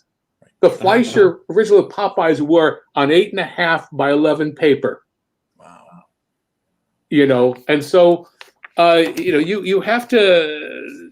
Anyway, so that's a whole bunch of stuff there, and I'm sorry, but if we get into minutia, this. I'm sorry about that, but you got to understand how art is created for massive amounts of drawings that have to be collated into a production. So that's brilliant, John. Thank you. Yeah, thank you. Yeah, because Very- it explains a lot. That's That's a lot. To switch tracks, Varian had to reboot, so he'll be. okay. Okay. but one more thing to the question though is like I'm a little curious though. It's like if all it takes for you to take you out of a story is whether the treads on a boot are drawn, I mean, I think you're paying attention to the wrong thing. Yeah. It's like really, it's like, are you that distracted by not seeing every lace on a boot? Really? Like, yeah, I think it's like. Plus, there's a lot to be said for wandering away from that realism and getting into whimsy and getting into style, which a lot of these guys developed rapidly and maintained for decades. It's this amazing look, amazing individual style that you don't see nowadays, because a lot of these realistic artists, to me, are all starting to look exactly the same because they're exactly alike. Yeah, because it's like this is comics is a medium that you can literally do anything you want, and the only limitation is pretty much your skill. But it's and it's like really you're distracted by shoelaces. Yeah, and look at somebody like Alex Toth, who I think is considered one of the better storytellers in the history of comics. If you look at his very earliest works in the 40s, it was like a lot of the Cy Berry kind of stuff with the usual feathering and all. But as his style evolved, once he got past the 50s, it became simpler and less, more stark shadows, and something else Ditko was really good at, less cross-hatching and more focus on the character and focus on the story you're telling, that you can look at his pencils alone and tell what the basic story is. Same with Kirby, same with Buscema, same with Byrne or Starlin, a lot of these guys. It wasn't just talking heads, but it was an actual story being detailed, and everything else was just embellishment, and the words gave nuance. And again, for Toth, it was his experience in animation that taught him to strip down. Exactly. That was a really big thing for the rest of his career. Is that line really necessary? Do you really need to put that there in order to forward your story? Because the story is key. You need to promote your story. Every panel needs to be a beat where you're furthering that story, and the best way to do that is the simplest way possible. I mean, everything is stripped off and stripped down. That's why Toth is so interesting to look at, especially like Brian said in his evolution, because you get to see that where he's figuring it out in his head, just taking things off, getting very stark, and it's a lot of that use of negative space and black and white knocking against one another that makes his work so fascinating. I mean, you don't berate a sprinter for not running a marathon, right? And vice versa. It's like it's two different skill sets. They're technically doing the same thing, but they're doing it differently for different results. So that's unfortunately it's a common question, but it's also, I just find it weird too, because I think it just implies a lot. That's your maturity talking. Yeah. I think we sound like we're dogpiling at you, but we're not above it. So yeah. Glenn says prize collectible right now. My signed copy of New Gods #1. I had some art, but let it go, crying. Yeah, that's stuff that we don't realize what we did until later. We really don't. And you'll hear that all the way through collecting too. I used to have this comic, but I sold it, or my mom burned it, or whatever. And there's a lot of that. Yeah. Stuart Kurds in the house. Good morning, Stu. How are you doing? Hope you're doing well.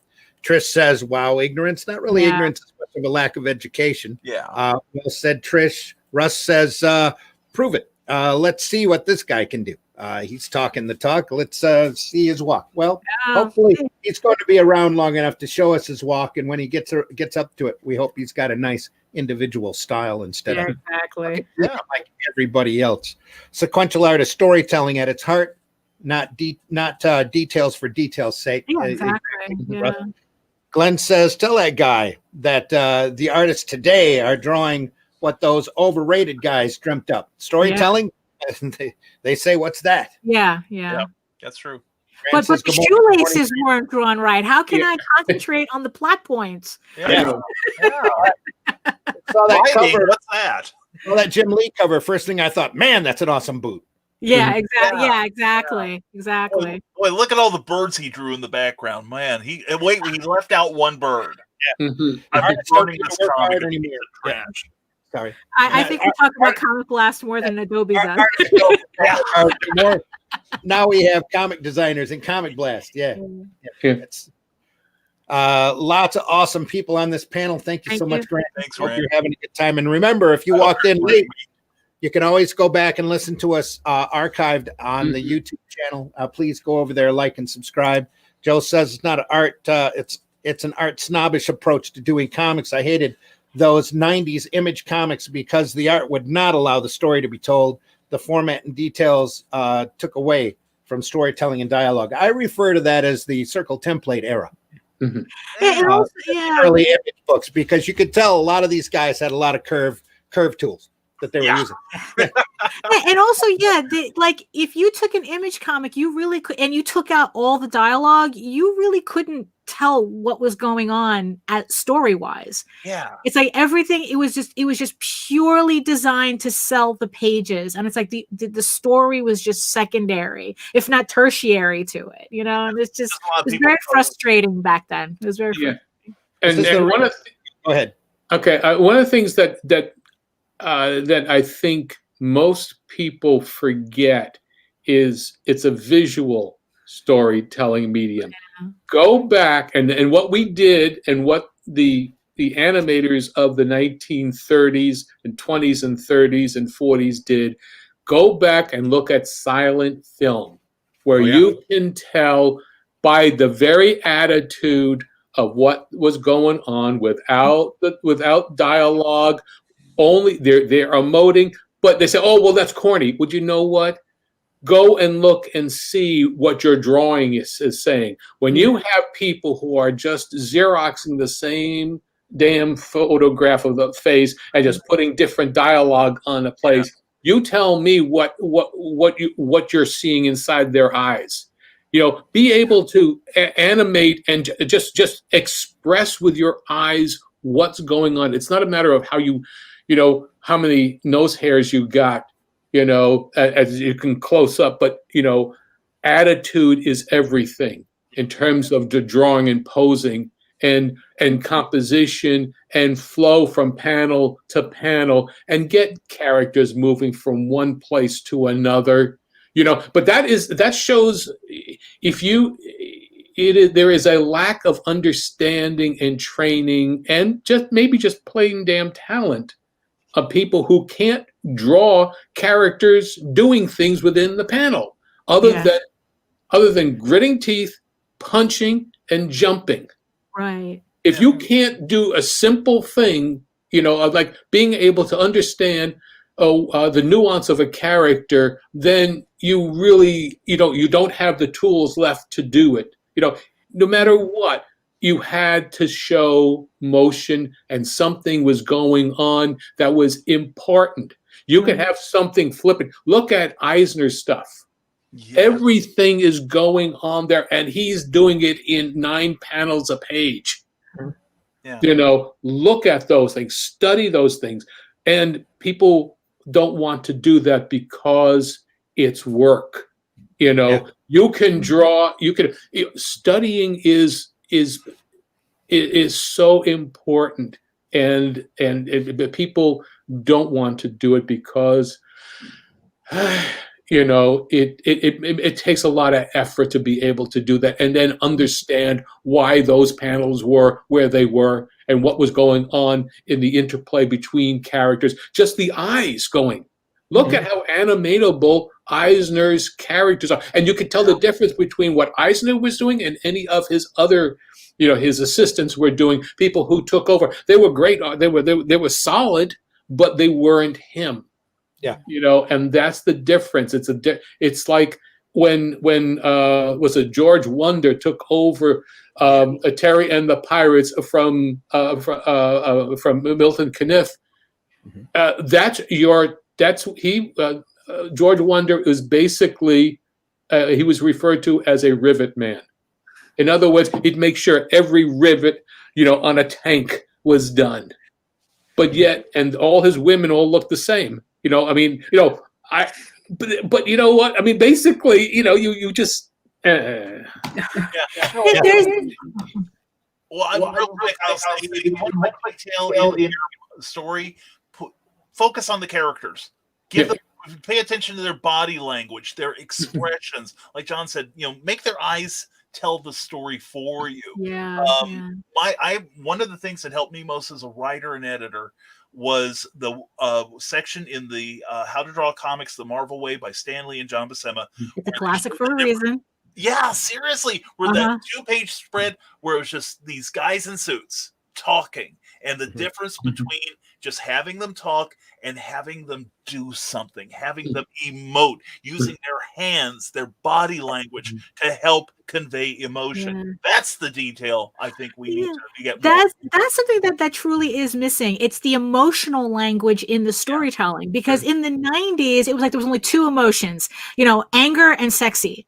You can't tell a story with just those two things. So you have to know how to really encompass all the emotions in your work. You know, and I don't know whether artists are kind of like afraid of that or not. Yeah, nowadays it seems to be one of the true key things, unique things about animation and comics is that you can not just show emotion, but you can over-exaggerate that emotion in order to get your point across. Over-exaggeration, I think, is one of the big selling points for anime, where you can have the most serious anime possible, but an emotion happens. And you'll see when they want to drive that point home, you get the action lines, you get the big eyes, you get that cartoony expression that adds not just to the storytelling, but to the entertainment there, where it's so much funnier to see a guy's eyes not just get big, but get really big. Right. It's kabuki. It's kabuki theater influence right there. And that is the thing. Everything can be, with animation, go as far as you can and then go even further. Right. And then if it's a little bit too far, then you could pull it back in. But that's the thing, is that for a brief moment, it is the pop of the drawing. You know, it's, you know, if it's there for 2 frames, it's just right back. It's you know, a 1/12 of a second, but it's there, and that's the impact that you get. Well, that's the squash, the stretch, the smears that for some reason a lot of modern animators don't understand. Like I've seen people nitpick the smear, which is like the character is so distorted in between, like for a split second, and they don't understand that. Yeah, so much. Yeah. Wow. Oh yeah. Joe says this was a reason why characters of the 90 Image comics be doing a jumping attack at another character while having a 2-hour soapbox speech. It looks good, but poor storytelling. Right, yeah. Because they're going to sell the page off anyway without the dialogue in it, so it didn't matter. Right. Russ says, Daphne, come on now. We all know Michelangelo is completely irrelevant now. Oh, yeah, no, really. I mean, that hack Goya, yeah, who cares, right? The reason those guys were so brilliant, Jim Lee included, is because they understood the economy of line. And that includes detailed work like Lee's. Yeah. Random cross-hatching is just filler in a comic book page unless it's on there for a good reason. I remember Will Eisner giving me hell for that, because it's like look, honestly, it's like I was influenced by those 90s pages too. Mhm. So, and he kept reminding me, he kept telling me, it's like, you really got to not worry about these random doohickey lines. What is this? What are these lines saying? I mean, and that was the thing that he would say. It's like, what are these lines saying? Mhm. And it's They're like, all and again, pressure points. yeah, it's They're like, pressure points in, like when you put a finger up. Well, if you do that, well then you could do this here also. There's your pressure point right there. Show what the pressure point right. breaks a form Mhm. Right. Yeah. right there, and that is what you use is how you're able to draw. And convey power or Mhm. softness or hardness, smoothness, Right. what have you, all with line. Yeah. And that's I've always worked with a pencil. I find that color helps attract the attention, but the form and forces are really what dictate the Right. story. Yeah. And the pencils are the foundation of art, Right. especially comic art. Yeah. Yeah. Glenn says less is more. That's the big key here. Grant says Al Milgram was a great inker. He made every penciler he worked with look better. Mhm. Mhm. Grant says, I know one of the big differences between modern comics and 30 and 40 years ago is that they used to rely more on the inkers. Yeah. Yeah. That's why you had that nice meaty line. On ink jobs too. And nowadays all these inkers all seem to blend together for me. Mhm. If they even bother inking, now they just scan it in and just darken the pencils. Mhm. Yeah. Yeah. Well, that's what I do, but I'm inking. But I'm doing a cleanup, which is what this is how artwork would be for animation. You put it and acetate, and so to me it didn't make any sense since I always worked clean. Why throw an extra level on top of that for me? So. Right. And all the extra And besides, I've got like 9,000 sheets of paper. So what the hell? Yeah, exactly. And six gross of pencils. I'm set. Russ says, I got some original art for you. Just send me a link, guys. Gee, I'm sorry, Russ. I'm so far behind on the chat, or I would send you a link right away. It's like one of my shows. Yeah, well, it normally the chat doesn't blow up, but today I blame you, Brian. As well, you should. It's all me. It says those guys show I'm on. Those guys had a thing called talent. In my life, all the people I talk to about my art say you must have practiced a lot, of course, but something must be there to build on. Mm-hmm. How long had Stevie Wonder practiced when he was #1 in the chart, aged 11? Talent. Yeah. I mean, it's like, artwork is something that you could, build from nothing technically, just on pure practice. Mm-hmm. But it's, there's usually something to build on. Yeah. What he said. Yeah, there's got to be that spark. There's got to be that creative spark. Yeah. Mm-hmm. Keep talking for just a second as I drop a. Well, that's no problem with this group. Hey, But no, I use a sports analogy all the time. They always say you got to put your 10,000 hours in. It's not like Michael Jordan just threw one good hoop shot out and said, "Okay, sign me up, Bulls." It's like no. Right, but it's the talent that makes him Michael Jordan. Exactly. That's the thing. You can't practice your way to be Michael Jordan. Well, they're looking at stuff like when they say 10,000 hours, they're talking about maybe 8 hours a day. Every day, 5 days a week, and that adds up to about 5 years of work.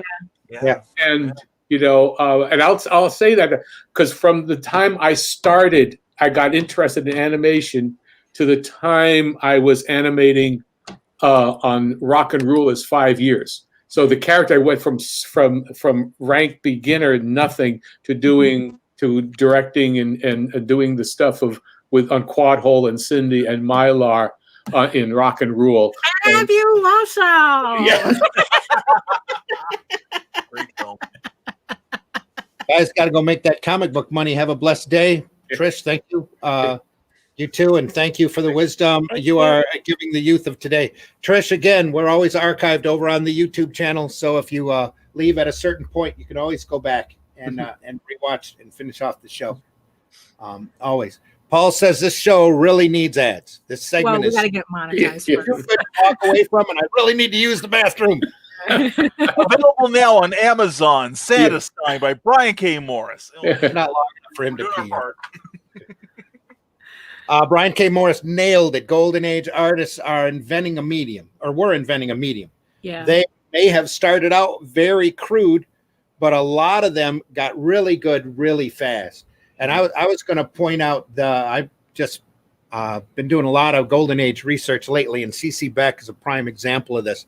When he got the gig from Fawcett and was told he was going to work into comics, he literally stripped everything down because the first thing he saw from comics was the color, and he wanted the color to come through over the line. That's why Captain Marvel is the Shazam Captain Marvel, bright red, bright yellow.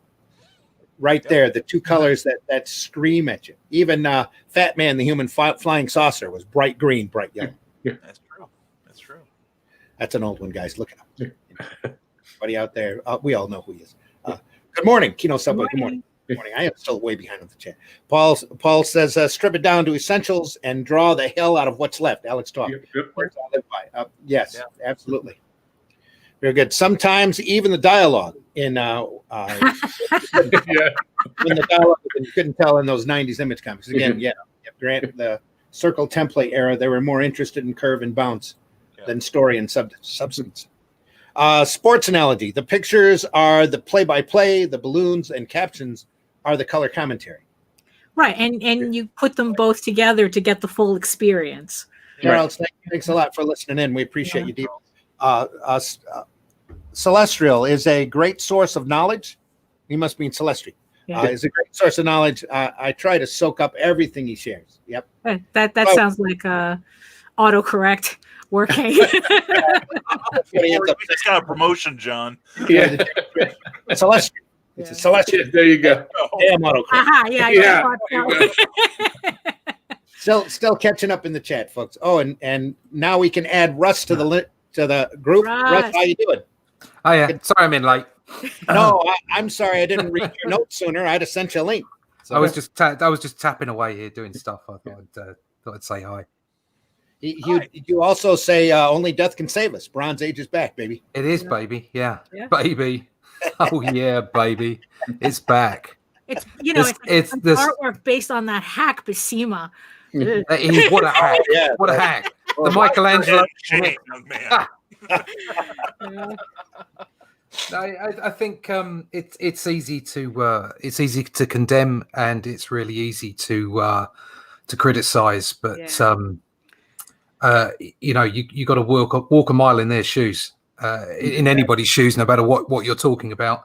And those guys, literally, somebody made a comment earlier. Literally, those guys made the medium.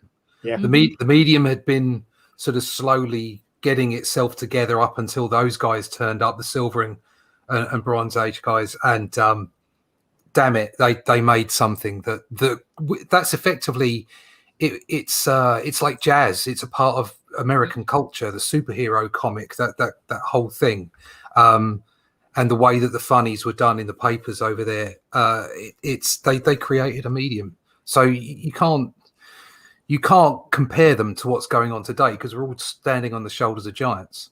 And these guys, they came from real artistic stock, real creative stock as well, and not just in the artistic perspective, but from life.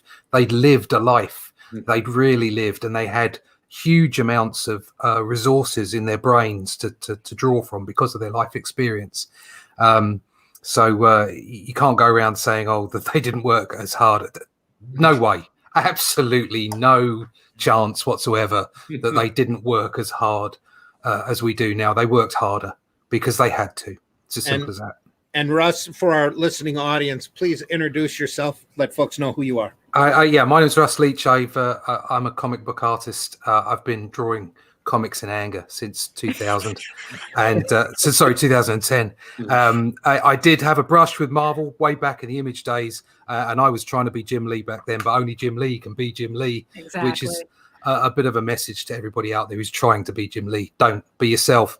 So I've drawn on things like Doctor Who. I've drawn a bit for Marvel, and done some work for Cartoon Network. Been around, done some graphic novels, and I'm bringing back the Bronze Age, all on my own at the moment. Over here in the UK, anyway. And your crowdfunded Only Death Can Save Us is still available on Indiegogo. Right. It's on in demand. You can find out about the book anywhere. You can go to russleach.com, comicbookblackbelt.com, or you can go to onlydeathcansavus.com, and there is a link there directly to the in demand page. And so, as a for instance, because we were talking about real traditional art, and I've been doing a lot of digital art. Now I found the Cintiq, I think it's called. Cintiq, yeah. I found it as just an amazing piece of technology. Way back in the day when I first started in design, that's not comic book design. Comic book art had nothing to do with that. Way back when I was an art director and I was in retail design, they didn't have things like Cintiqs back then.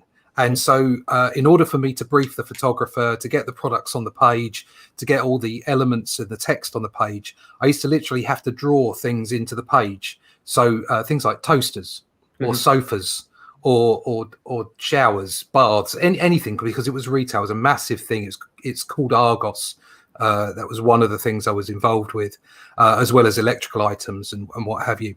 And you literally had to draw the layout and draw the items. So you had to have an understanding of how these things worked in a real three-dimensional environment, but also the art direction perspective, because you had to know about backgrounds and lighting and all that kind of stuff. So I didn't have a Cintiq to do that. We had to do that by hand. And I got to 2008 or whatever and decided I was going to try some comic book stuff naively. What a silly thing to have done. I found a Cintiq, and it was an absolute it was an epiphany for me, because I didn't feel that I was very good with inks. I'd always been happy with a pencil, but inks didn't do it for me.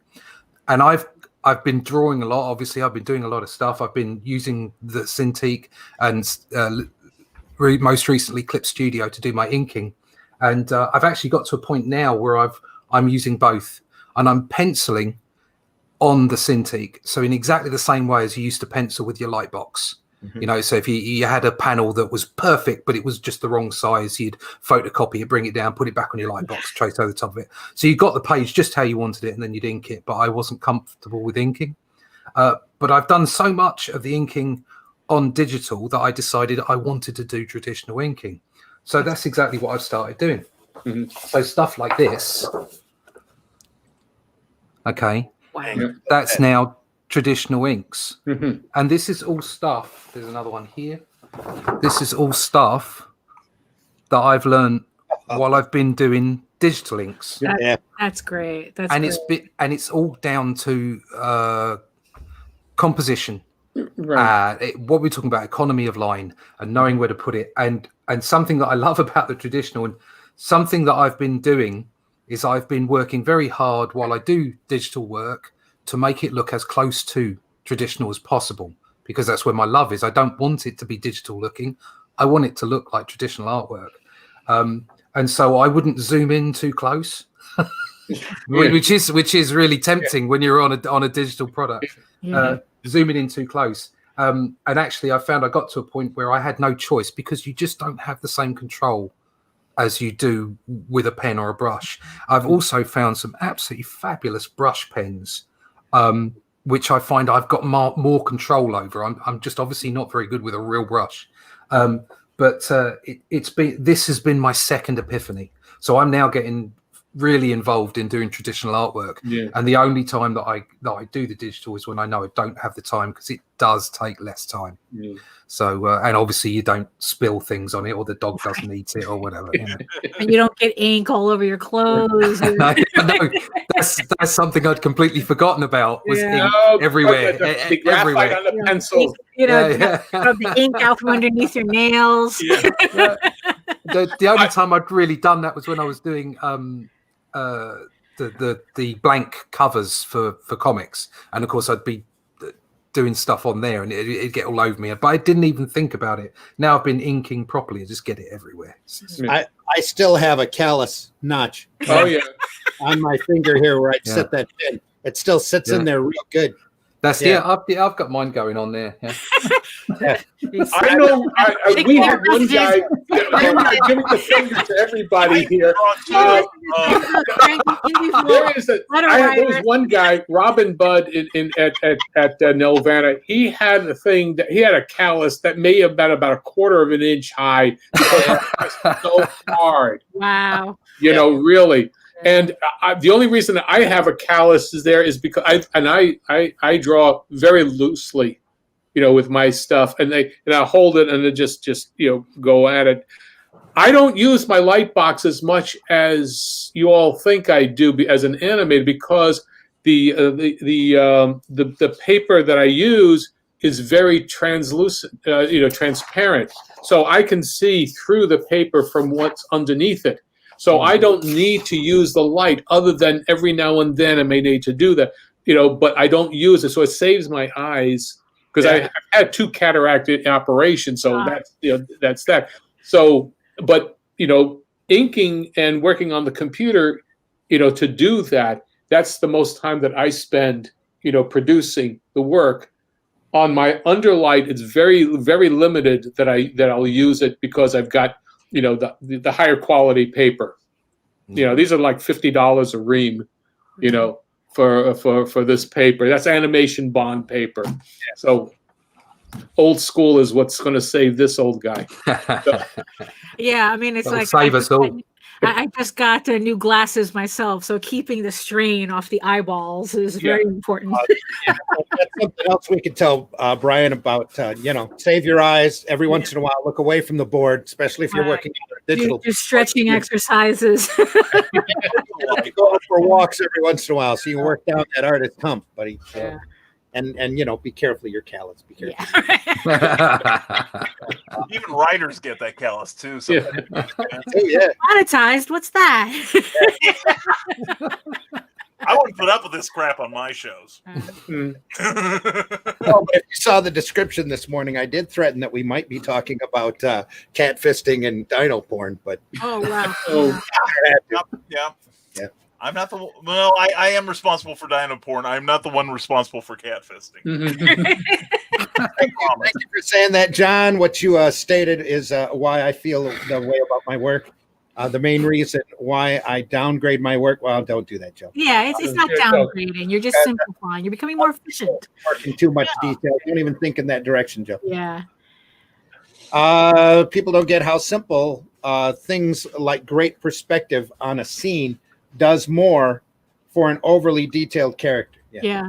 And an overly detailed that's so important, that composition and things dynamics. like dynamics, it makes all the difference. I try and if I'm speaking to much younger people than myself, I try to give an analogy. It's like video games. So so if you're playing a video game, say you're playing a first-person perspective game like Doom or something like that, and you're playing it at 30 frames a second, so it's effectively moving, at the rate your eyes work at, about 24 frames a second or something. You can't do much more than that. When you hear things like 60 frames a second, that's a refresh rate, and it's not quite the same thing. It's not about fluid movement. It's about the refresh. But if you can have the best graphics ever, the most detailed, wonderful looking graphics, and if they only chug along at 15 frames a second, it won't draw you in. It's not convincing. Whereas you can have plainer graphics that are far more, say, cartoony, but if you're running at such a frame rate that your eyes are convinced that it's fluid, then you're going to be drawn in. And it's the same with comic book pages. You don't need all the confusion. What you need is clarity of story.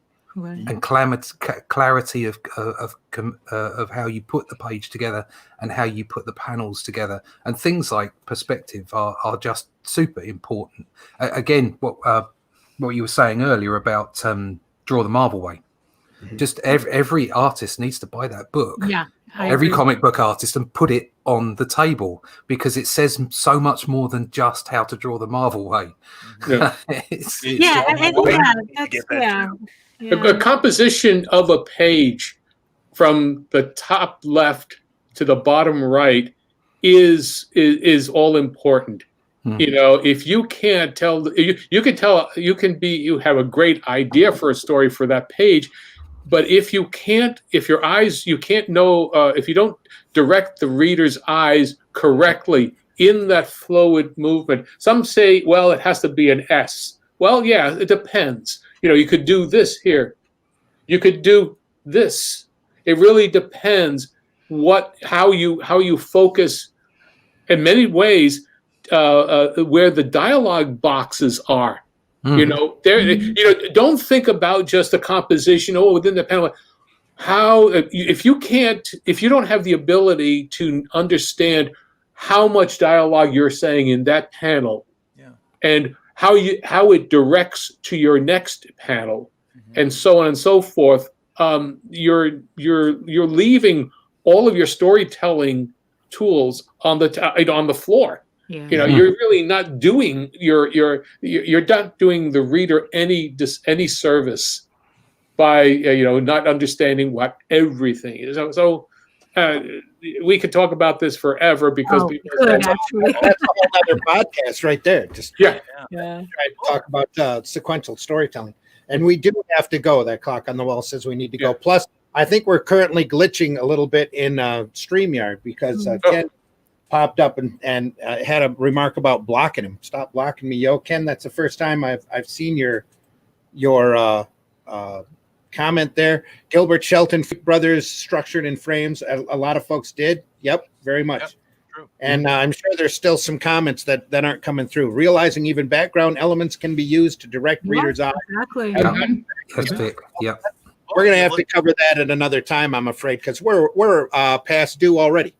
Oh. So, I'm start my daily rant. Dang it! Anyway. What? Time flies. Yeah. When you're here, it just runs.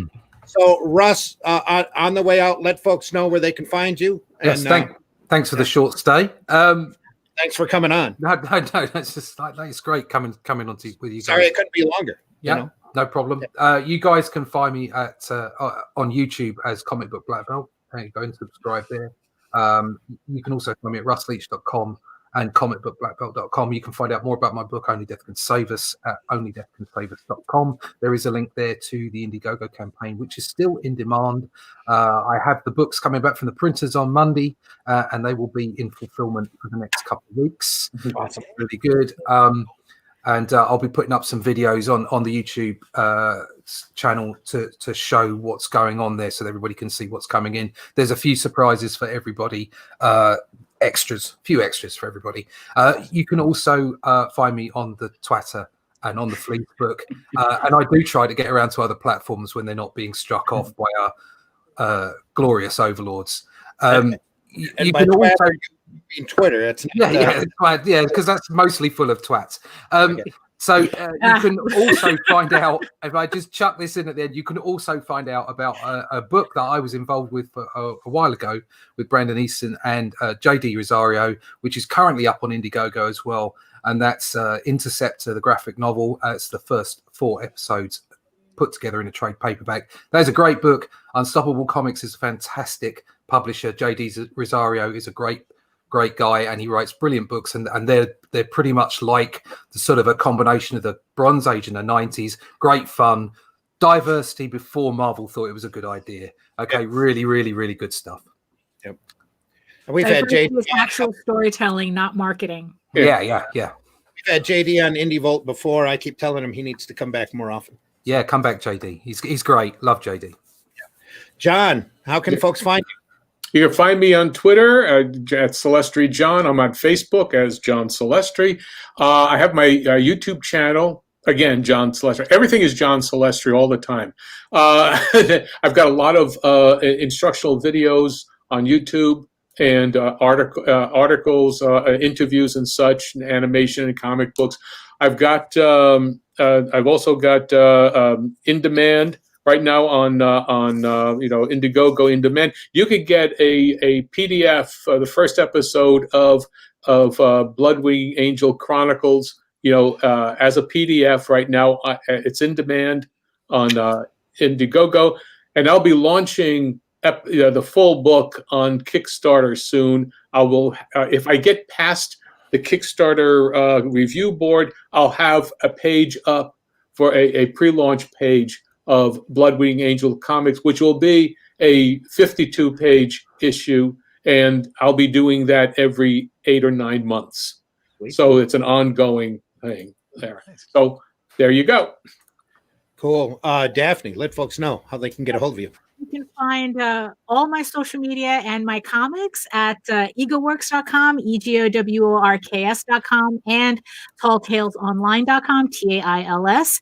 Remember that my comic, my medieval soap opera, Eagle Raven, Heir of the First Unicorn, is currently on Kickstarter. I also have a YouTube channel where you can watch videos of me, live streams, actually making these comics at Daphne Lage Art, Lage. And if you're actually wondering where the catfisting and the Dino-porn is, I now have a Fur Affinity account, which you can find the link to on my website that can fill you in on that. But you do have. Okay. Brian, let folks know how they can get a hold of you. Okay, and shame on you, Daphne, for knowing what catfisting is. Anyway, but no, I'm Brian K. Morris. You can find me primarily on Facebook as Brian K. Morris. I'm also on Twitter as Brian K. Morris. I'm on Instagram as Brian K. Morris. Otherwise, it's that all the way all around, because otherwise I'd never be able to remember it. You can also go to my webpage, risingtide.pub, sign up for my free monthly newsletter. Also, I have a YouTube channel called the Brian K. Morris Rising Tide Publications channel, so I have a place to remember what my name is. And every Monday, Wednesday, and Friday, I host a show called Never Mind the Furthermore. It's an interactive talk show, 10 a.m. Eastern every Monday, Wednesday, Friday. And on Tuesday nights, I do a show called Clever Title Pending, 8 p.m., 7 Central. Last week, I talked to Kara Nicole about her Fire Bitch project. That was a lot of fun. And this week, I've got Christian Basil, who has a wonderful show called Legend of the Traveling TARDIS, which has a great story behind it. And he's a lot of fun. And so please join us. Awesome. And I've been your host. You've been listening to Sunday Funnies for the 17th of January, 2021. I've been your host, Randy Zimmerman. You can find me as Randy Zimmerman over on Facebook. You can find me as Randy Zim over on the Twitter. I'm not there very often, but when I am, that's what it is. And you can find there's a Zim Geek channel over on YouTube if you look hard enough. That I talk about that I put on videos about cartoon instructionals, and I talk about the comic medium. Please go over there, like and subscribe. And while you're there, like and subscribe over at that Indie Volt channel as well. And here on Indie Volt, you're going to find us back again here on Sunday morning at 9 a.m. Eastern Standard Time. Then on Mondays on Indie Volt, Eric Hodson and Michael Oden have a show on where that's called It Came From Webtoons, where they talk about digital comics and some of the great comics up there that a lot of folks aren't seeing. It's a really essential program. We've been getting a lot of great positive reaction from. We invite you all to listen to that. Again, that's at 9 p.m. on Mondays. All of these times are Eastern Standard Time, so adjust your clocks accordingly. Tuesday nights, we have the regular Live Wire podcast. That's our mainstay Indie Volt podcast. That's been, we're almost been at this for 2 years, and we have had a wide range of guests on there. We never know who's going to show up on Tuesday, and if Varian was here, he would probably tell you he didn't know who was coming up on Tuesday either. Then on Wednesday nights, there is Geekgasm that Daphne co-hosts and Meredith Logren co-hosts, and the Indie Princess usually hosts whenever she's feeling up to it. And then Thursday morning, again, Varian Grant and myself hold the breakfast buzz here on Indie Volt at 9 a.m. on Thursdays. And we deeply appreciate you listening. To all of our radio listeners out there, we deeply appreciate you. I don't have radio numbers because Varian had to reboot, and apparently it's taking him a little bit longer to get back in than he anticipated, or we would have those radio numbers. We're going to return our radio listeners to the standard indie and alternative music here, I believe, as soon as we're off. And we invite everybody to listen to the Indie Volt radio network at indievoltradio.com, indievolt.com. You can get a link over from there. If you haven't been to indievolt.com, please go over there and take a look. Please like and subscribe over on YouTube as well, where all of our podcasts are archived over there. I think that covers everything. I'm pretty sure. We want to tell everybody how deeply we appreciate them listening. Thanks for hanging in there. And thanks, everybody, so much for coming on the show. Really appreciate you. Yeah, thank you. Getting up this early on a Sunday morning to come on and talk about funnies. So funny books and funny things. Brian, we need to have you back on again more often.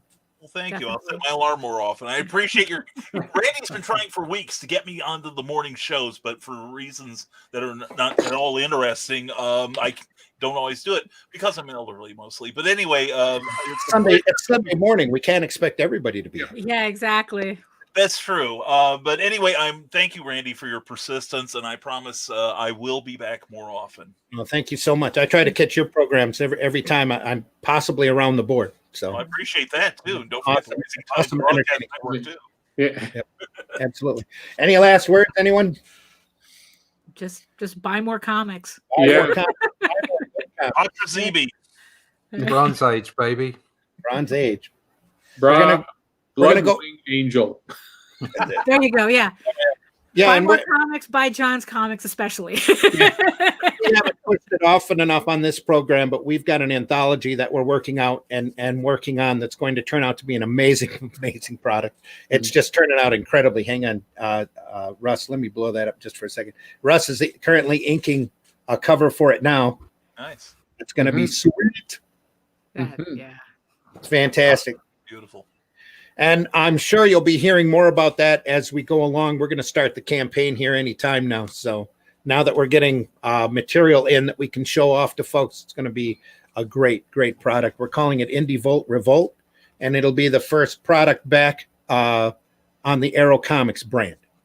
Wow. So finally returning after a little bit of time. And we're also, I'm hoping soon to get another Arrow Comics program here on the Sunday Funnies. Here pretty quickly. And that's the bell. We're all late. All right. It's time to go. Going out the same way we came in, folks. Here's our opening that we should have opened with. And we wish you all the very best. Thanks again for listening. We love you all. Take care. Ciao. Ciao. Arrivederci. Parmesan.